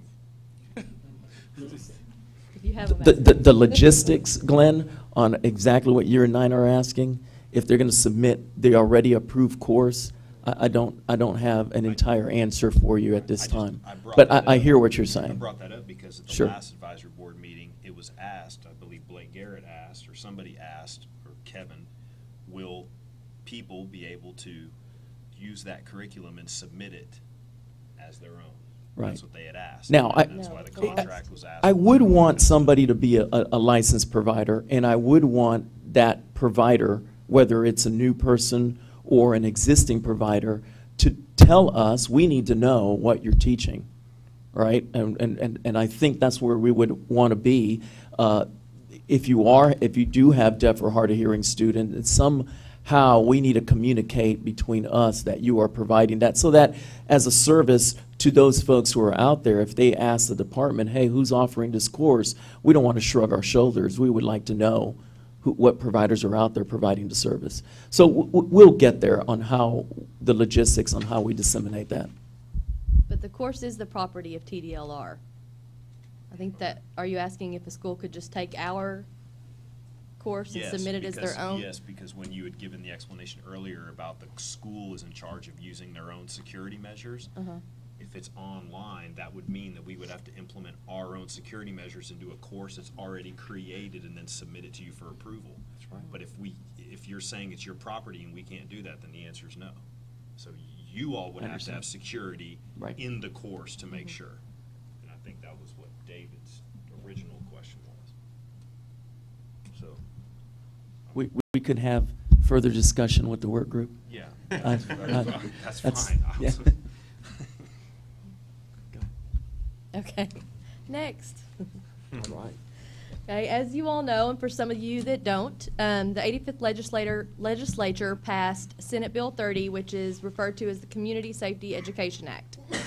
The bill was authored by Senator West and required all driver education, driving safety, and public schools to include information relating to citizen and law enforcement interaction procedures for traffic stops into their curriculum. There are actually two tracks to this bill. The first was the creation of the rules, which General Counsel has accomplished that, and those were adopted September 1st. The second track was the creation of the video. There was a committee developed. There was DPS, TDLR, TEA, TCOL, Several law enforcement agencies, Nina was also on the committee for creating the video, and Austin Community College created the video for free at no charge. They had volunteers to do that. Nina also created a PowerPoint of instructional talking points to go along with the video, which was also vetted and approved by the committee. As many of you have probably seen, the video's already received national attention. It's been on CNN and MSN, and Texas is getting a lot of recognition for the creation of the flashing lights video, which was named by Brian Francis. Very nice. The video and the PowerPoint created by the committee must be included in the curriculum of all driver education and driving safety schools and courses, and we hope to have this completed by December 1st. There are maybe some online courses that may not have in-house resources that may have to, pawn those out to a third party to include that in their course, and we will work with those. We've had providers ask us if they can create their own video. No, they cannot. They must use the video and the PowerPoint provided by TDLR. There's also been a survey developed, and we strongly encourage the schools and course providers to have every student that completes their course complete this survey, because it's going to be vital in assisting the department in understanding the impact the video has had across the state. As we speak, right this second, our IT department is working on getting that up and running and available for download on our website, along with the PowerPoint of instructional talking points. Listserv will go out to all the driver education schools and driving safety schools and course providers. And if you know of anyone that's not signed up for Listserv, please instruct them to do so as soon as possible. We will also have a statement of assurance that will go out on that listserv for these schools and course providers to send back to us to let us know they have incorporated this into their curriculum. After December 1st, when inspectors from our field inspections department go to these schools, they will be looking to ensure that this video and the PowerPoint is in the curriculum that they are being taught in the schools. Does anyone else have any questions? I did, Angie. I hope you don't mind. I feel terrible asking. Sign up for Listserv. That's our email notifications that go out. Oh, okay, that's what you call it. Listserv. That's probably an in-house term. This is the 5,000 and something people that you had mentioned, Nick, earlier? Okay. Yes. And that's for the public to sign up to get those emails. Good. Okay. I didn't know it was called Listserv. Sorry about that. I want to point out one thing, because we've had requests about wanting, as Angie mentioned, we have to use the video that's been provided and the PowerPoints. Keep in mind, the Community Safety Act and Senator West's office, they were very clear that they wanted some consistency, and you've heard this through the news. We need some consistency around the state so that we all are on the same page when we talk about interaction between law enforcement and the driver.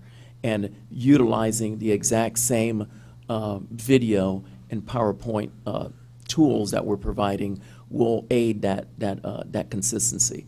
Will that video remain the same in status quo for the next 5-10 years? Probably not. We may reconvene and update the video as needed.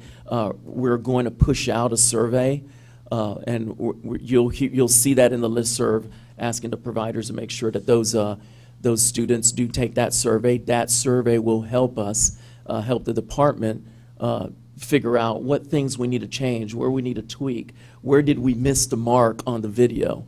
We're all humans. That it was a great committee, great information. Nina provided a lot of that information for that PowerPoint. And Dr. Penn, which we mentioned from the Teen Police Academy, he was very instrumental, him and his team, at providing pieces of that video to make sure that we have what we have today. We're very proud of it. I think it's going to be great. We can't wait to get it out on the web, and I'm looking forward to see how the industry receives that information, and we're really looking forward to that survey. I want to see how the students react, or anyone who is having to do driving safety and driver education, to see how that folds out. Mr. Chairman, Brian Francis, one of the things that we talked about is that TDLR, through our providers and educators, we're in the most unique spot to really get great data. particularly with the driver safety courses, that individual has, in most cases, just had a recent interaction with the police. And being able to look at the video and have that person respond to the survey saying, you know, would this video have helped? You just went through it, how'd you feel? I felt anxious, I was nervous. Now as you've seen the video, are you prepared to have the next interaction? Hopefully you don't have any more. But the information will be so rich. It's going to be great to have it with the 9th graders in the high school, but they shouldn't be driving anytime soon. They'll be a passenger, and they'll learn from the tips. It's going to be great to have the law enforcement individuals getting this in their training courses. But we have the population of individuals who just had the interaction that this video is speaking to, and so that's one of the things that we're excited about, is having that survey data. And it's not just for TDLR. We're going to share that data with the members in the Senate and the House and say, here's what folks are saying about the video, and here's what they think can be improved on it, or they think it's wonderful, whatever the case may be. It's going to allow us to really improve it and tweak that. So we're very excited. Ray, I'm going to put you guys on the spot. We can get the video out there Friday? Next couple of days. That'd be 2 days. Friday's 2 days. A couple of days. It'll be out soon. No, and good question, and I'm not trying to dodge that. We want to make sure the video, posting it on the web, they can do that right now. That's great. We can put it out there and the public and everybody can see it. Where my concern is, I want to make sure that we get the right things out there, position the video and that PowerPoint so that you guys, the providers, know, I need to download this. I need to get this into my course. That new provider who submits his application, they need to understand, not only I'm downloading that water video from Parks and Wildlife, guess what? I need to download this video as well and the PowerPoint to develop my course. So we don't want to, we're trying to reduce the back and forth RFIs, oh, you got this deficiency wrong, you didn't incorporate this video. So how do we make that as clear as possible up front so we don't do it again? More work on our staff. That's where we're trying to get that done. And we should get it done in the next few days. All right. She said couple. I like that. I like but that. we'll get it done. It could be 2, it could be 3. I didn't specify. Hey, but it should be out there soon. A Saturday posting's fine with me as well. That's the football game. This is Carlos Reyna. I have a couple of questions, please. What's the length of the video again? 16 minutes. 16 minutes. Okay, so is the rule language require that both the video and the PowerPoint being used in the program? Or were we allowed to just use the video? Because I'm looking at 16 minutes for a video plus the PowerPoint and going through it, questions and answers. It could turn out to be 25, 30 minutes out of a 6-hour course. That is a lot. And even in driver's ed. We, as a group, as the education work group, we've came together and we made some tweaks in the driver education curriculum, and also we made, as you know, Carlos, some tweaks in driver safety to accommodate this video. It doesn't say that you have to have this PowerPoint, but we provided that PowerPoint so that the instructor can understand where we're coming from and what things you should get out of that video. So we're relying on the instructor to utilize that video as they see fit to make sure that that information is given out to everyone in the same manner. So we're sort of when you look at that PowerPoint, you're going to see it's going to have little things and bits of pieces that correlates to the video. So we're giving that latitude to that instructor to make sure, hey, do I just play this video as an entirety? Do I talk about the video prior to and let the students know, hey, these are the kind of the things that we're looking at, and this is the reason why we have this video. Do I play it and stop it? You know, that type of thing. We're giving that ability to that instructor to make sure that they're able to disseminate that information correctly. All right. Question on the survey. I don't think there's a rule requiring we do the survey, but I understand it'd be a good tool to use. Question, how do we provide that information to you? Online courses will be a lot easier because they can do it all electronic information. Brick and mortar schools, are we going to hand them a form, and do we send you the form, or do we put those numbers or things into a website? How would we get that back to you? There's a link that we will provide for the student to go on and take the survey there, and all the information will be compiled. There's also a survey for the general public, so you don't have to go to a driver education school, driving safety, public school. If you go to our YouTube page, you can see the video there, but we will have a survey for the general public as well. So our classroom students, if we tell them, okay, go to this link and do this survey. And they can then click it's on. their onus is on them at that point. And they can click on if they're a Okay. driver education student, driving safety, Got it. Okay, good. what population they are coming to take the survey. But we're going to come check on you, Carlos, and make sure you're doing it. It'll be in my PowerPoint. First on the list for the field inspections. David Bruce, I do have a follow-up question, please. Just so I'm clear and I can, for my own business and for other people that call me regarding this, is it your intent, make sure I have this right, that December 1st, the video should be in everyone's course, whether online or classroom-based courses? Yes. And is it, just clarification, and we should receive the video in the next 2, 3, 4, 5 something days? Yes. And it's a 16-minute video, and I know we made tweaks. We worked very hard on both sides of this table to adjust the course material time. But those are going to be discussed today, correct? The course material, how we're adjusting the time per segments? That is correct. Yes. Those don't go into effect until past December 1st. So I'm just asking, has 16-minute video into a course or courses when trying to adhere to the current standards in place with the course material? You have it broken down into such finite segments. I don't know how that, I don't know how to do that. And then certainly on the timing, that is a very large task to ask someone to do. And by the way, is extremely important. Without question. I think it's extremely important. I just want to make sure that we do it correctly, and the people that call all of the advisory board members, that there's not a lot of back and forth. You don't show up on December 2nd and someone says, I'm trying really hard to do it. Just trying to look for the rules. I'll lob the question back to you. In the perfect world, what is the time? The most talented amongst you and the least talented amongst you? I'm afraid I know where I fall, the least talented. So not true, so not true. That's why he did that. Carlos, you're up. Look, if you give us somewhat free rein, but you let us understand the rules that are coming down regarding how we are revising each section, how long it needs to be. So if we can take that into account, knowing that it's not currently in the rules, that is a big issue. For an online course, that's my expertise. It would take us 60 days, I think, and the reason being it's not just implementing or adding this video to the content. That's actually the easy part.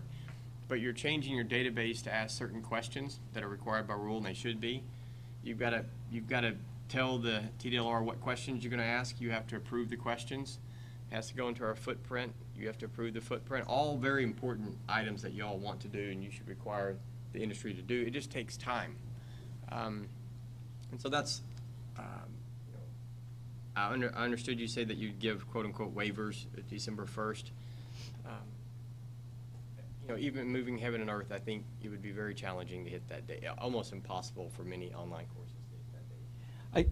David, I think, point taken, good point. I think we stuck with December 1st simply because the law enforcement interaction piece is nothing new. It's already in Module 4, I believe. So it seemed to us that it would be somewhat of a replacement type thing. But I'm with you. There's more because it's a little bit longer. I understand your concern. Well, I need to also, I can check with, my team. We can call other course providers and get their opinion.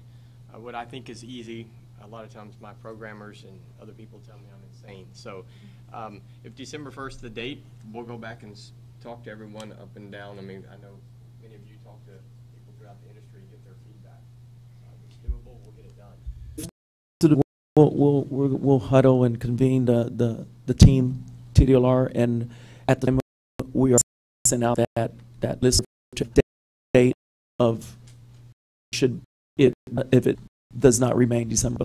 Because a lot of programmers we got Thanksgiving and Christmas coming up. And Mr. Chairman, Brian Francis, that's one of the things we were thinking about in getting it out there for you, because you're going to have potential for police interactions and the ability to maybe help mitigate some of the concerns with that. Yeah. But, Nina Saint, I'm going to concur with David.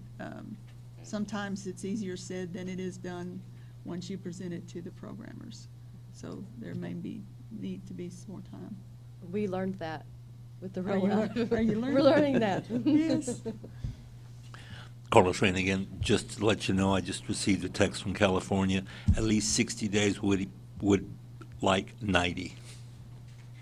That's for e-driving when I'm speaking.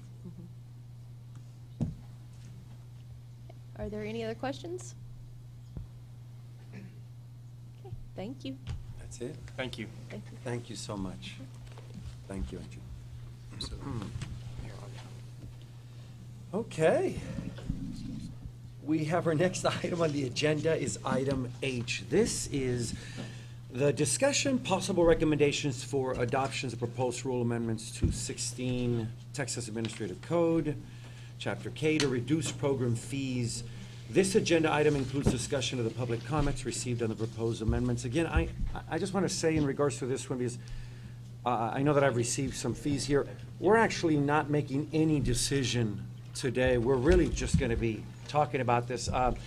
I think the plan is to talk about it, and then we're going to publish these for the public to look at, and then we'll revisit. So again, I just want to remind everybody, we're really not making any decision on the fees today, other than to just look at them, and then they're going to be posted for the public. Just wanted to mention that. I'm sure you can elaborate on that. Mark, how are you, sir? Pretty good. Good afternoon. Mark Ladney, General Counsel's Office. As the chairman was stating, what we're going to be talking about basically is a discussion and republication the proposed amendments to the existing rules at 16 Texas Administrative Code, Chapter 84, Subchapter K, 884-300 through 302 to reduce program fees. To give a little bit of a background, the original fee reductions for this rule proposed package were published on July 13th in the Texas Register with a 30-day comment period, which ended on August 13th. The rule proposal with the fee reduction was presented at the August 29th Advisory Committee meeting, and it was decided to postpone the recommendation for adoption to the Commission to have a work group further examine proposals on the proposed fee. We did that. The work group met twice, once on September 18th and again on December 2nd, and we certainly appreciate all the input from the board members that were on the work group, as well as the staff members. And the revised fee reductions that you have in a chart form in front of you are the product of those meetings. So I'd like to kind of go through these proposed fee reductions that are on the chart, and we'll... And Mark, let me interject real quick. So the goal at the end of this conversation is simply to say, here's the proposals that we want to put in a new proposal that goes out for rule conversation. So we're not asking you to adopt these today. We're saying that here's, after our conversations, we're going to come back and do a new proposal, and that way the public will have an opportunity to weigh in on this information, because it's important. And so it's a starting point. So what you're going to hear today is, here's where we start, here's what the current fees are, here's what we proposed. After the conversations with the work group, here are the changes that we're looking at making, and then we're going to put that in the next proposal, and you have that as the new starting point. So what you were seeing, the open meetings presentation at work. Okay, so we're going to start at 84,300, driver education fees. Subsection A, you'll notice there was no change. So we're starting subsection B, driver education school fees. The fee for the initial primary driver education fee was, it is $1,000. It was published at a reduction of $750, and the new proposed change is $500. Okay, the next one is going to be the fee for the initial branch driver education school fee, and that currently it's $850. It was published as a $750, and the new change is $500. The next fee is for the renewal of primary driver education school, and the current fee is $200. The published fee is $150, and the new fee that we're proposing is $100. The next one is the the fee for renewal branch driver education school. Currently, it's $200. It was published. The published reduction was $150, and the proposed new reduction is $100. The next one is the fee for the change of address for a driver education primary school and a branch. Currently, it's $180. It was proposed at $150, and that's where we would keep it in the new proposal. Next one would be a fee for the change of name of driver education school or the owner name. Again, currently it's $100. It was published at a $50 fee, and there's no change to that as well. Mark, I'm gonna interject here. Just for speed purposes, I think we can get to the heart of some of the conversations and concerns. If you'll allow me, we'll kind of ping off each other again. When you look at the bottom of the chart, the third to last one, the approval of online driver education courses for adults, 9,000, 1,200 was what was proposed. After the conversations, we're looking at moving that to 3,600. That's a change that came directly from the conversations we had with the work group. The second to last one, you look at it was 15,000, 6,400. I'm looking at doing 6,000. You turn to the next page. The last two match that change, what we were talking about dropping it down to 1,200, and both of those are being proposed to move up to 3,600, and that's reflecting the conversations that we had with the work group. And on the last page, I'll point out two things. You look at the two in the middle, it has that 1,200 proposed level to 3,600, moving that one forward. And there's one more, I think, Mark, the one that we didn't capture initially. That was the fee for the renewal driving safety course provider. That would be 84.301 D as in Delta. That one was $200. That one is $200. There was no change that was published, but now in the new version it'll be $100. That one is changed there. Members, what we tried to do was factor in again the concerns that the fee changes were all accruing to the benefit of individuals who were not in the business. So we went back and lowered some of the costs for the people who are currently in business. Looking at the branch was one of the areas that we thought, okay, if people want to add branches, let's drop that down from what is currently $850 down to $500. The renewals for current businesses, we wanted to lower those and reflect a little bit more of a change in the benefit to the individuals that were licensed. And then finally, the last one that Mark just mentioned was one that we had left out altogether that should have been included on the renewals for the driver safety course provider. So that's where we're kind of at. May I ask a question? Absolutely. I see that you went up on the price, and if it was based on what the work group, I wasn't on that work group, suggested, well, then I respect that suggestion. What I have a question is on the second page at the very bottom, when we have the driving safety course approval. In the past, it was always with TEA that if you submitted a driving safety course, you had to first submit your course, have that approved, then you could submit your online course, right? And that's why both of those are that fee. My thought was always that if someone is going to submit a traditional hard copy course, I don't think that should require the review cost that it would for an online course. And I see where we do that with the adult course, and I see where we do that with the alcohol awareness course. We have the tradition and we have the online. And I think there should be a couple of additions maybe to allow that for this, in fairness to those that want to submit one, because I don't think the review process is the same.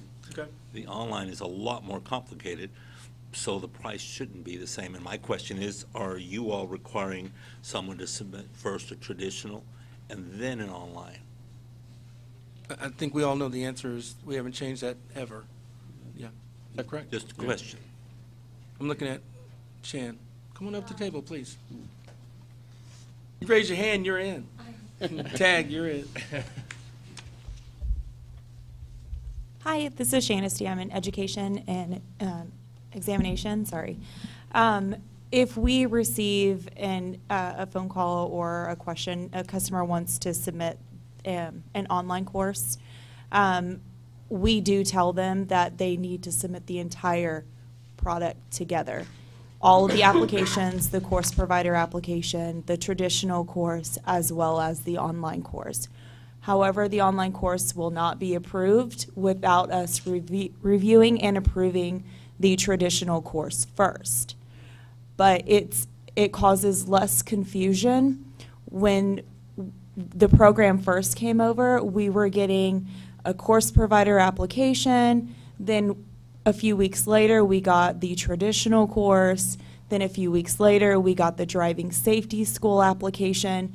So to avoid confusion with staff, we request that it all come in one package with the fees and applications. So then the $3,600 would be to review not only the traditional, but the online. The fees are different.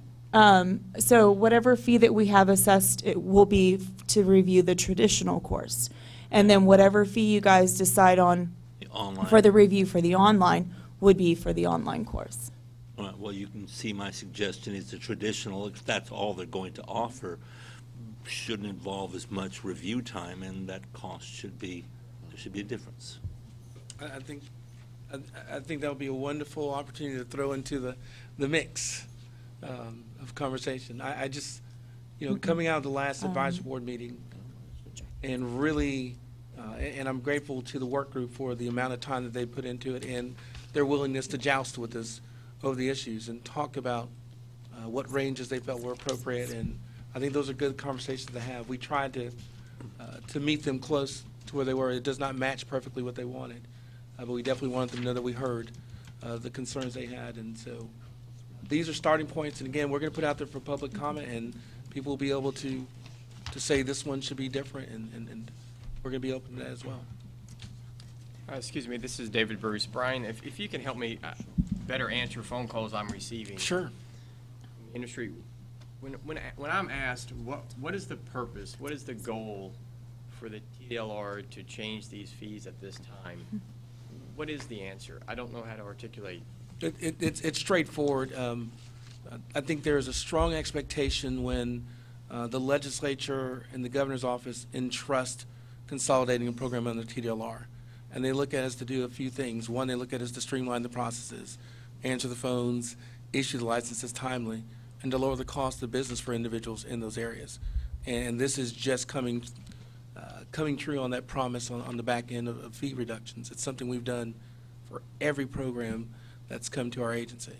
We did a little slow with yours because we're trying to figure out how you guys work and the nuances of it, and I think we're still learning, as I said earlier, but it's following through on that commitment to lower the costs of people who do business with the state in these areas. Okay, so thank you, that helps. Absolutely. Just a couple more. Sure. Questions.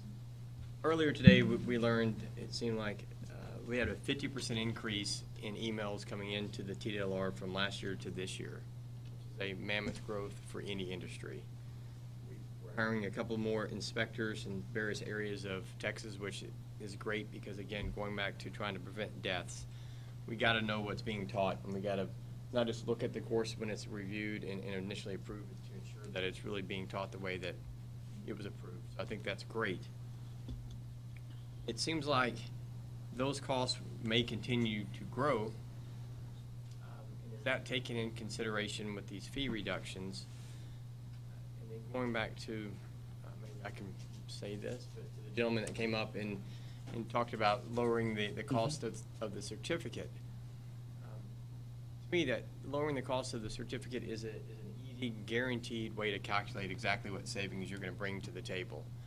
This perhaps is a little more hypothetical, lowering the fees, because you have to assume or estimate or maybe even guess how many course providers are going to be approved in various segments. So is that taken in, have you considered that aspect of it? I'll take each of those in the segments or the buffet line in which it was provided. I'm going to go to the meats first. In regard to the fee for the certificates, he raises a great point. You know, the dollar certificate amount hasn't been adjusted, and I think there's a cap in the law that says we can go up to $4. We're not proposing to do that, so let me clarify that part. But when we look at the mix of schools today, I want to say, this may come back to bite me, but that's going to be a big meal for anyone who tries to bite me, that the overwhelming majority of the schools are requesting the actual paper certificate from us and not the numbers. And so we may have an opportunity to look at having a different fee for the certificate numbers and the certificates that are issued. I think he makes a legitimate point there. It's not, the majority is not doing the numbers. They're saying, hey, send me the paper like you've always sent me. I don't want to do the printing costs. So we may have an opportunity to do that. It is predictable and it is targeted. But the overall cost of the program includes Shen and includes Brian Bill and includes the inspectors and a portion of my salary. All that's factored into the overall operation of that program. With that said, we are comfortable with the fee reductions we've proposed, even if one sparks an increase in work and the other lowers an increase in work.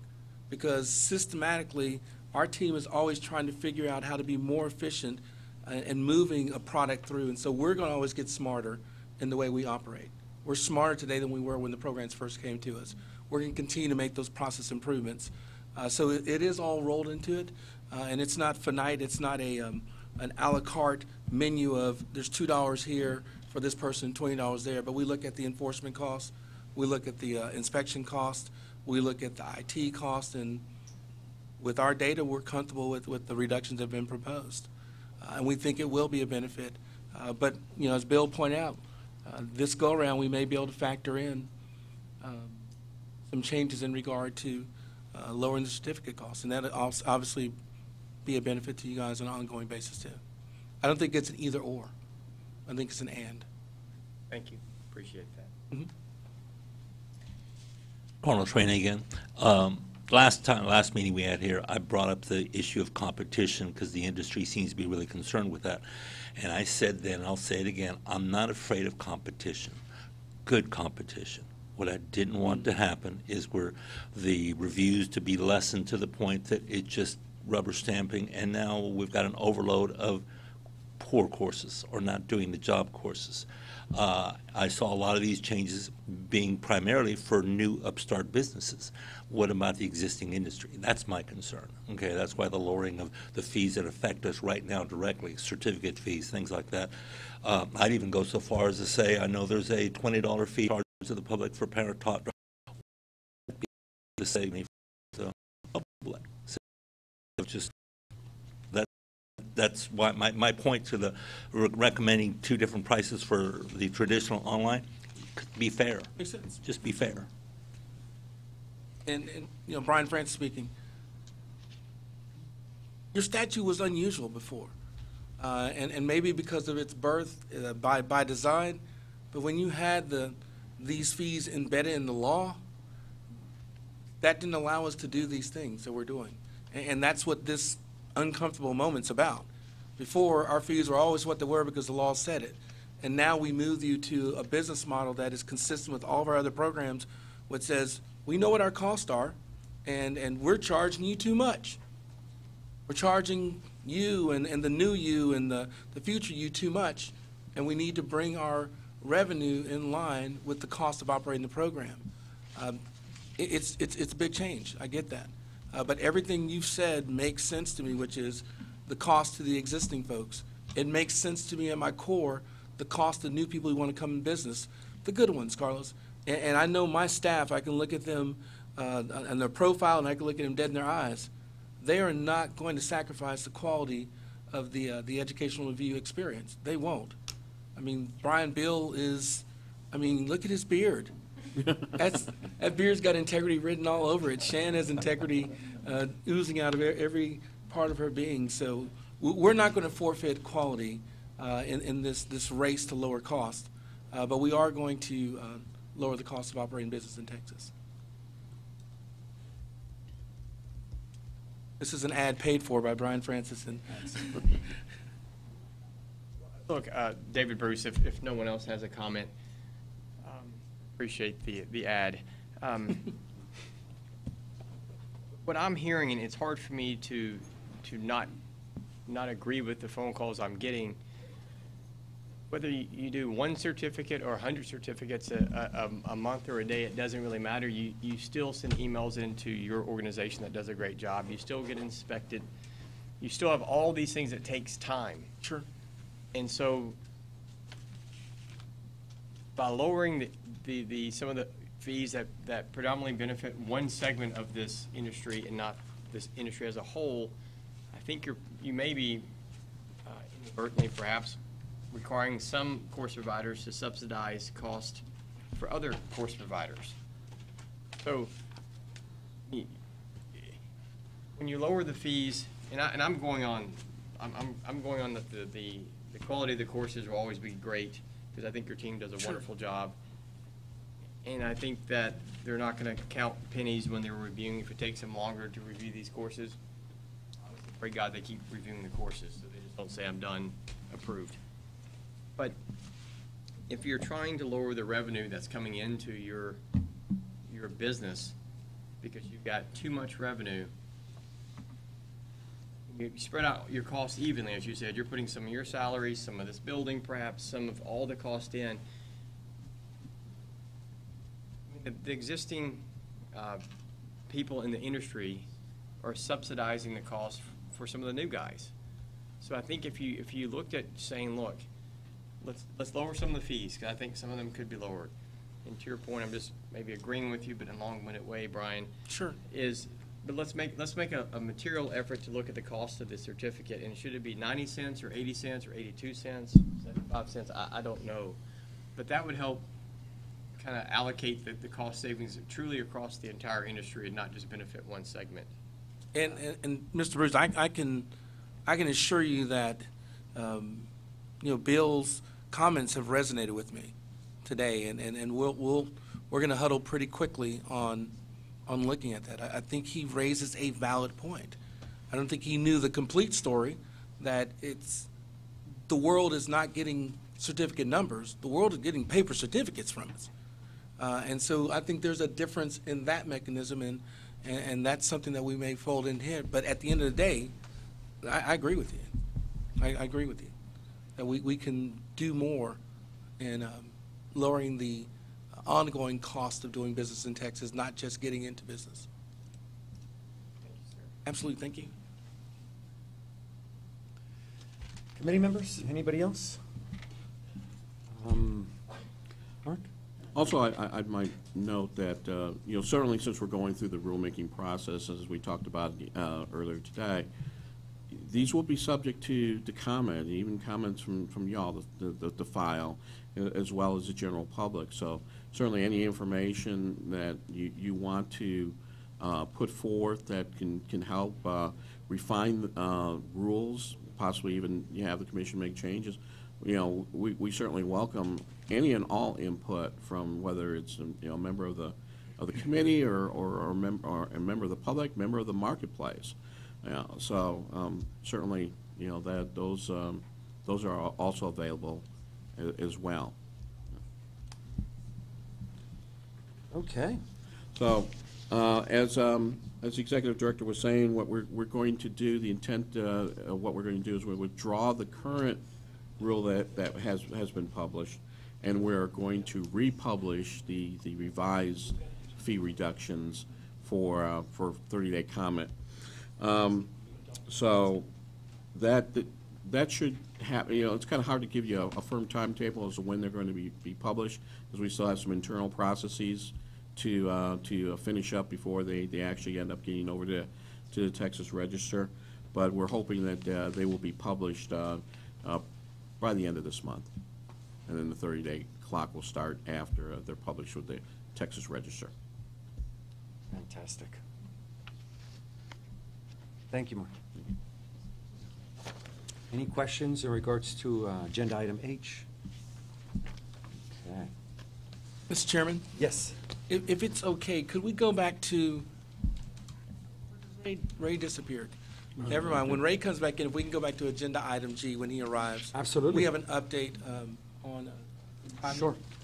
And with regard to agenda item H, before we move on, I'd like to thank the executive director for saving me from having to go through the entire chambers, because I was about to. Thank you.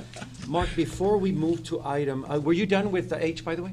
Yes. Okay, before we move to I did want to take a quick break. Oh, that's great. I have a feeling we're just going to be here after this, maybe, within the hour, we're going to be covering some stuff. So I was thinking a quick break, we'd come back and then bug out. I don't see too much. I don't see a need to take lunch, is what I'm saying, and come back an hour or so later. So just 5 minutes. It's going to be 5 minutes. I just want to mention. Quick minute break. You're the new guy. I mean, you know what the last one. Want a break. Mr. Social.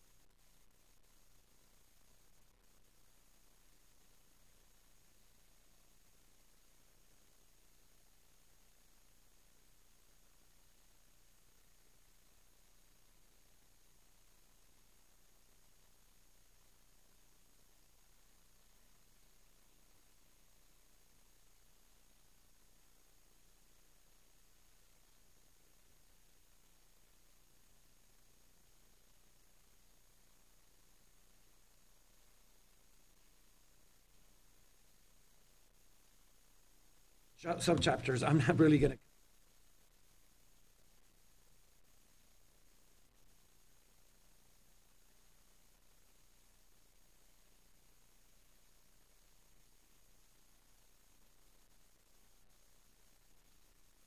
Thank you so much.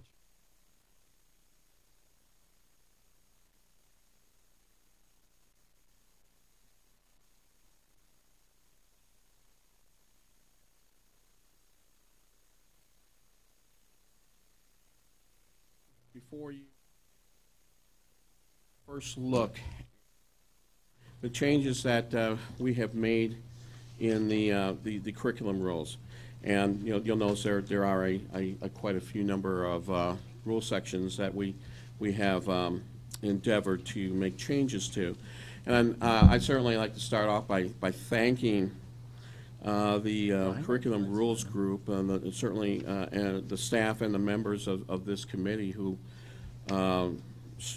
basically struggled mightily with making these changes. We met on 4 separate occasions, starting in July, all the way through October was the last meeting, early October, and we put in quite a few hours, and probably in excess of probably 20 hours on this. And again, very much a lot of thanks here. For the purpose of today's discussion is just that. It's just discussion. This is a first look at these curriculum rules that the work group has brought forth. We're not here to ask for recommendation for publication or anything like that. No formal action whatsoever.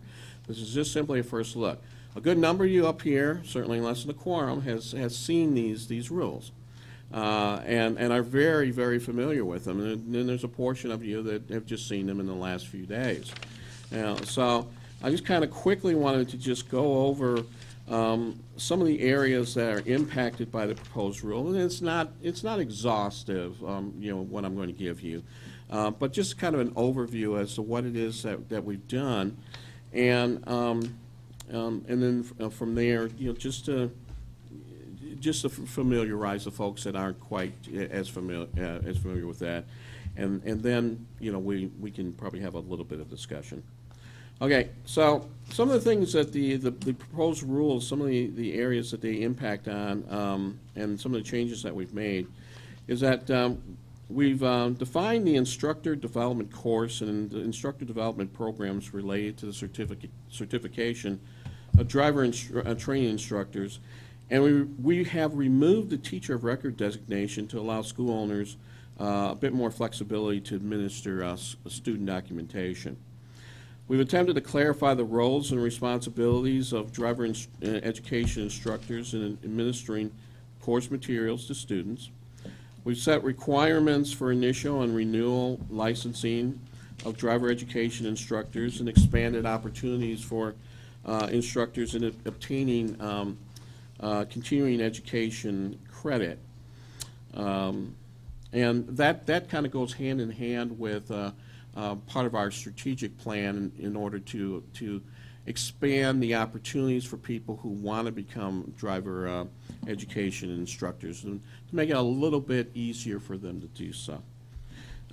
We've eased requirements on driver education school student progress reporting, record keeping, and provision of information to consumers when they wish to file complaints with the department. We require parent-taught driver education course providers and online driver training schools to provide course identification information to consumers on their websites. We've identified license requirements for the younger than 25 of age driver safety instructors in a rule, and that's to implement Education Code 1001-111. We've eased advertising restrictions on new driver training schools and drug and alcohol awareness schools pending licensure. In fact, we got some inquiries about that. We modified the minimum times for course subject matter in driver training schools to accommodate the Community Safety Act, SB 30, as well as HB 1372, Child Safety Seat Instructional Initiatives. We've reduced the number of validation questions and expanded time for people to provide answers for courses developed by online providers. Increased access for students to technical assistance for online driver training courses. And we did create a new rule, 84.507, driving safety course for drivers younger than 25 years of age. Again, that's the purpose of that is to implement 1001, 111 there. So those are some of the modifications and additions that we've made in the curriculum rule package that was a result of the many hours that the curriculum workshop worked on these things. Again, today it's just simply to introduce you all to this new rule package, and we intend on bringing it back to the committee for permission for publication. Then it'll go through the standard process, be out there for 30 days for the public to weigh in on things that they like, things that they don't like so much. If they have any additional things that they'd like to see us address, that's what the purpose of the comment period is for. But today, it's just to introduce you to this to the changes. And Brian Francis, Mr. Chairman, I think I think it's a really good time and appropriate time for any of the work group members to talk about the process and some of the deliberations and discussions they had that helped us arrive at this point in the conversation. So it'll help the members who weren't in the work group kind of get a sense of the dialogue. Thank you, Brian. David, I know Carlos and Naina, Joe are the three members that were part of the curriculum. Anything you guys would like to add? This is Carlos Reyna. Well said.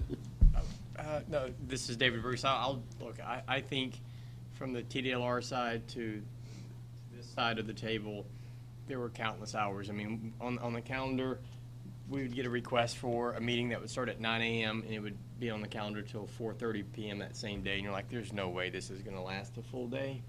It lasted the full day. But the conversation was open. I don't think everyone agreed on all topics, nor should they. I thought it was a very good, very long process, but I was pleased with it. And I can tell you, I'm not saying I like everything in this package. And again, that's not important that I do, but everything was thought out, and a lot of history was kind of gone over how we got here, and is that important that we got here this way, and what's best for the industry. So again, I'm not saying this the perfect solution, but I will say from my perspective, the work group put a lot of hours in on trying to get the perfect solution. Thank you, David. This is Carlos Reyna. We really hashed a lot of these out, and if there was any really disagreements, it was between the advisory members, because I'm going to commend TDLR staff. They were open and receptive to just about everything we came up with. I didn't meet any opposition there. Got some changes that needed to be made for driver education. I think it's been a problem for years. And the driving safety side, I know with the people here, oh my gosh, they made some good changes with regards to the way the programs operate. So I'm more positive about it. I see this as a good for the industry. Okay. That's great. Thank you, Carlos, so much. Nina, Joe? Yes, Nina Saint. And Mark mentioned we met for 20 hours, whether it was telephone conference or face-to-face, but I know a lot of committee members and staff put other time in reviewing, because we had a lot of emails going back and forth trying to, get changes, take the public comments, and, meet the needs of on both sides of traditional and online. So I know in some instances, a lot feel the online, since there's a few providers on this advisory that are online providers, and traditional is kind of left out. But we made an effort, and a strong effort, to look at the needs of the traditional schools, especially on the driver education side, and things, as Carlos had said, has been dragging us and keeping us in the dark ages for quite a while. And TDLR was very receptive and open to making those changes, so that was good to hear. But again, a lot of time and effort, and you can put two industry people in the same room, they won't agree on how to spell things. So, and I can't spell, so I never agree. But I think we worked together and tried to come up with the good for our industry, that we can have ability to go forward with the rules and not stuck in the past. And I do appreciate that effort from all the committee members and all TDLR staff and so forth. Thank you, Nina. We appreciate. One more question, Carlos Yes. Reyna. Nina, were you going to ask whether that last proposal you sent out yesterday by email, if that's going to be doable to add to these? I've talked with Mark, and we don't know whether we're going to be able to change it or need to make public comment. Either way, very open and receptive. I know Okay. it was submitted previously, and I think we actually, as a group, had voted on that already.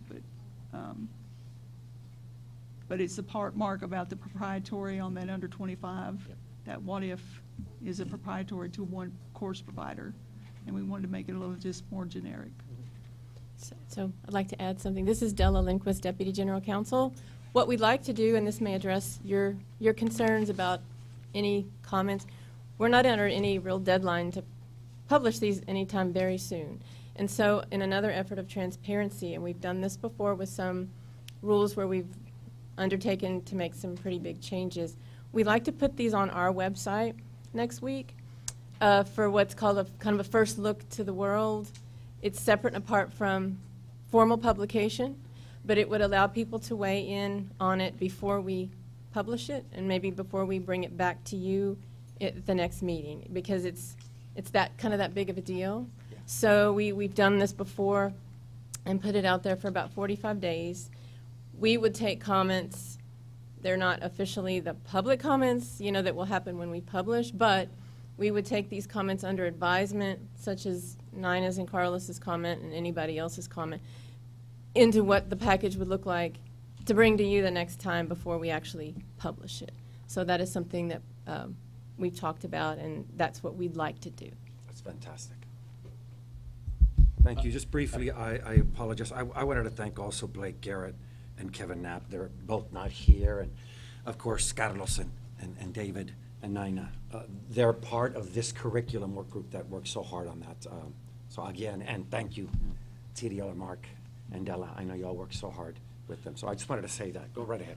And I'd also like to note, Nina did note that I did say that we put in about 20 actual face-to-face or face-to-telephone hours, but we also, I don't know how many iterations of this I went through on Word. There's probably maybe about 25 different iterations, and we would commonly exchange emails amongst the group, sometimes 10:30, 11 o'clock at night or whatever, but the entire group was really dedicated to exchanging information and working this up. So again, a lot of appreciation for everyone's efforts on this, because there were a lot of hours outside of us just seeing one another.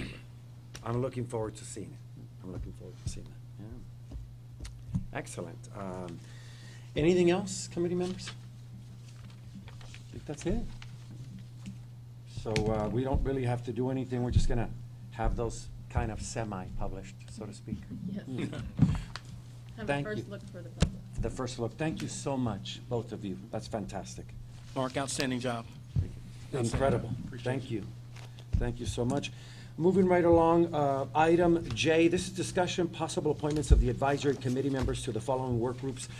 Dr. Lark, former committee member, and Cindy Jo Garrett they were part of these work groups. Sure. And I was thinking that maybe we could consider filling in those.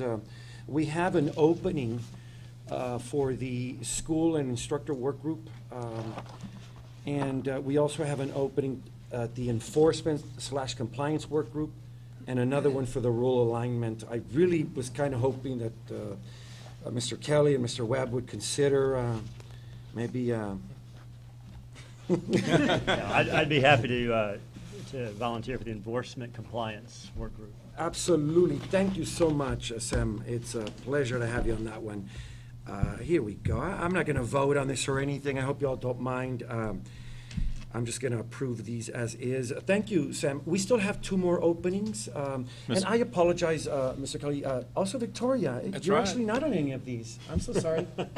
You're right next to me. And I completely forgot. I just don't see you on any one of these. So I'm hoping that you'll consider one of these. Go right ahead. Mr. Chairman, I'd be glad to serve on either one, the remaining, schools instructors or the rule alignment, whichever you see fit.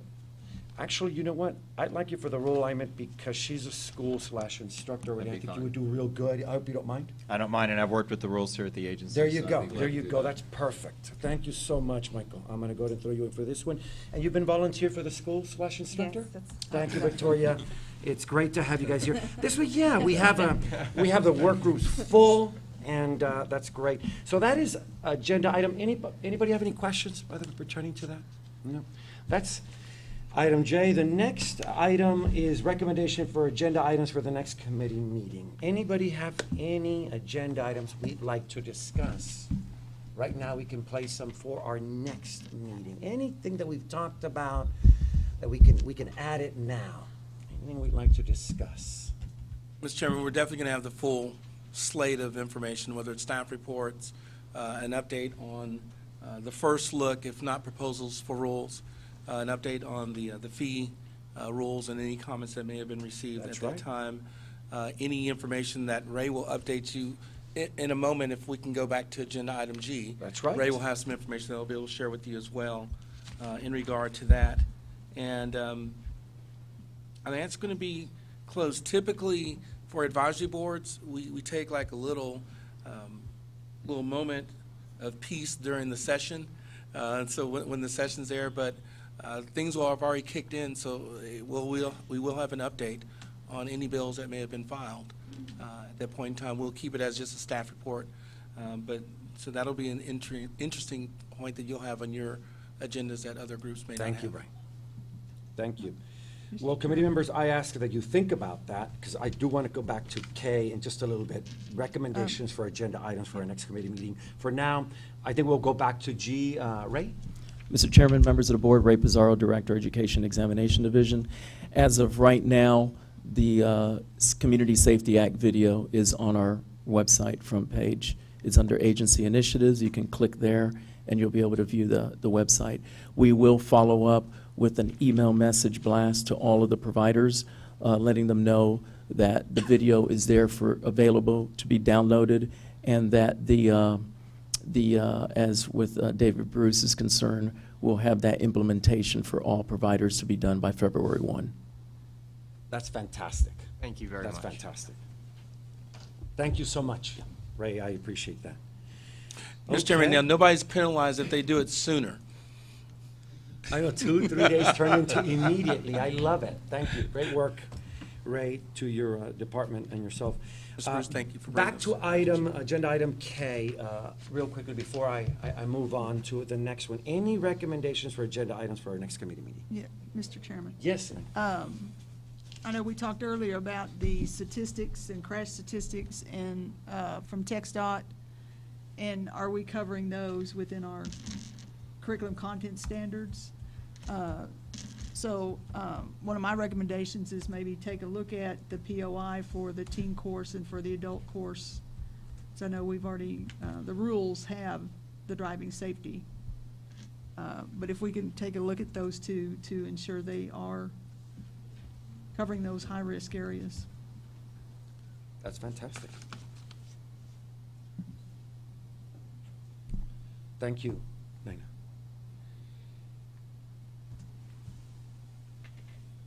Do we need to make a motion to add those to the agenda item? Okay, thank you, Delia. I appreciate that. The last item is a discussion of the date and time for our next committee meeting. I think that we had mentioned February the 6th. That falls on a That's Wednesday correct, for yes. next year. I guess I'll ask, is there any member that would not be able to attend February the 6th, Wednesday, right here at 10 a.m.? Nina? Yeah, I'm on a impaired driving task force for the state with TxDOT, so they got there first. Yeah, that is a date. I know that had mentioned it. Anybody else? No, I hate to leave anybody out. Delia, do you mind if I ask, is there another date, maybe the week after? 13th is available. Ooh, okay. Nina and everybody else, will we be able to make the 13th of February? Anybody that cannot make it, raise your hand. I want everybody here. Yeah, it's Valentine's Day Eve, so, yeah. That was Michael, yeah, Michael, you know Michael's. Yeah, okay, well, I think February the 13th then would be good, everybody. That's the date. Is that all right? That's perfect. I want everyone here. Thank you so much. Officially, our next meeting will be February the 13th, 10 a.m. right here. Everybody knows. And committee members, if there's any questions, any comments before we adjourn? Thank you so much, everyone, TDLR. You guys are incredible. Thank you so much. Your staff, the public, thank you so much for being here, committee members. I really appreciate that. I think we are done. We are adjourned.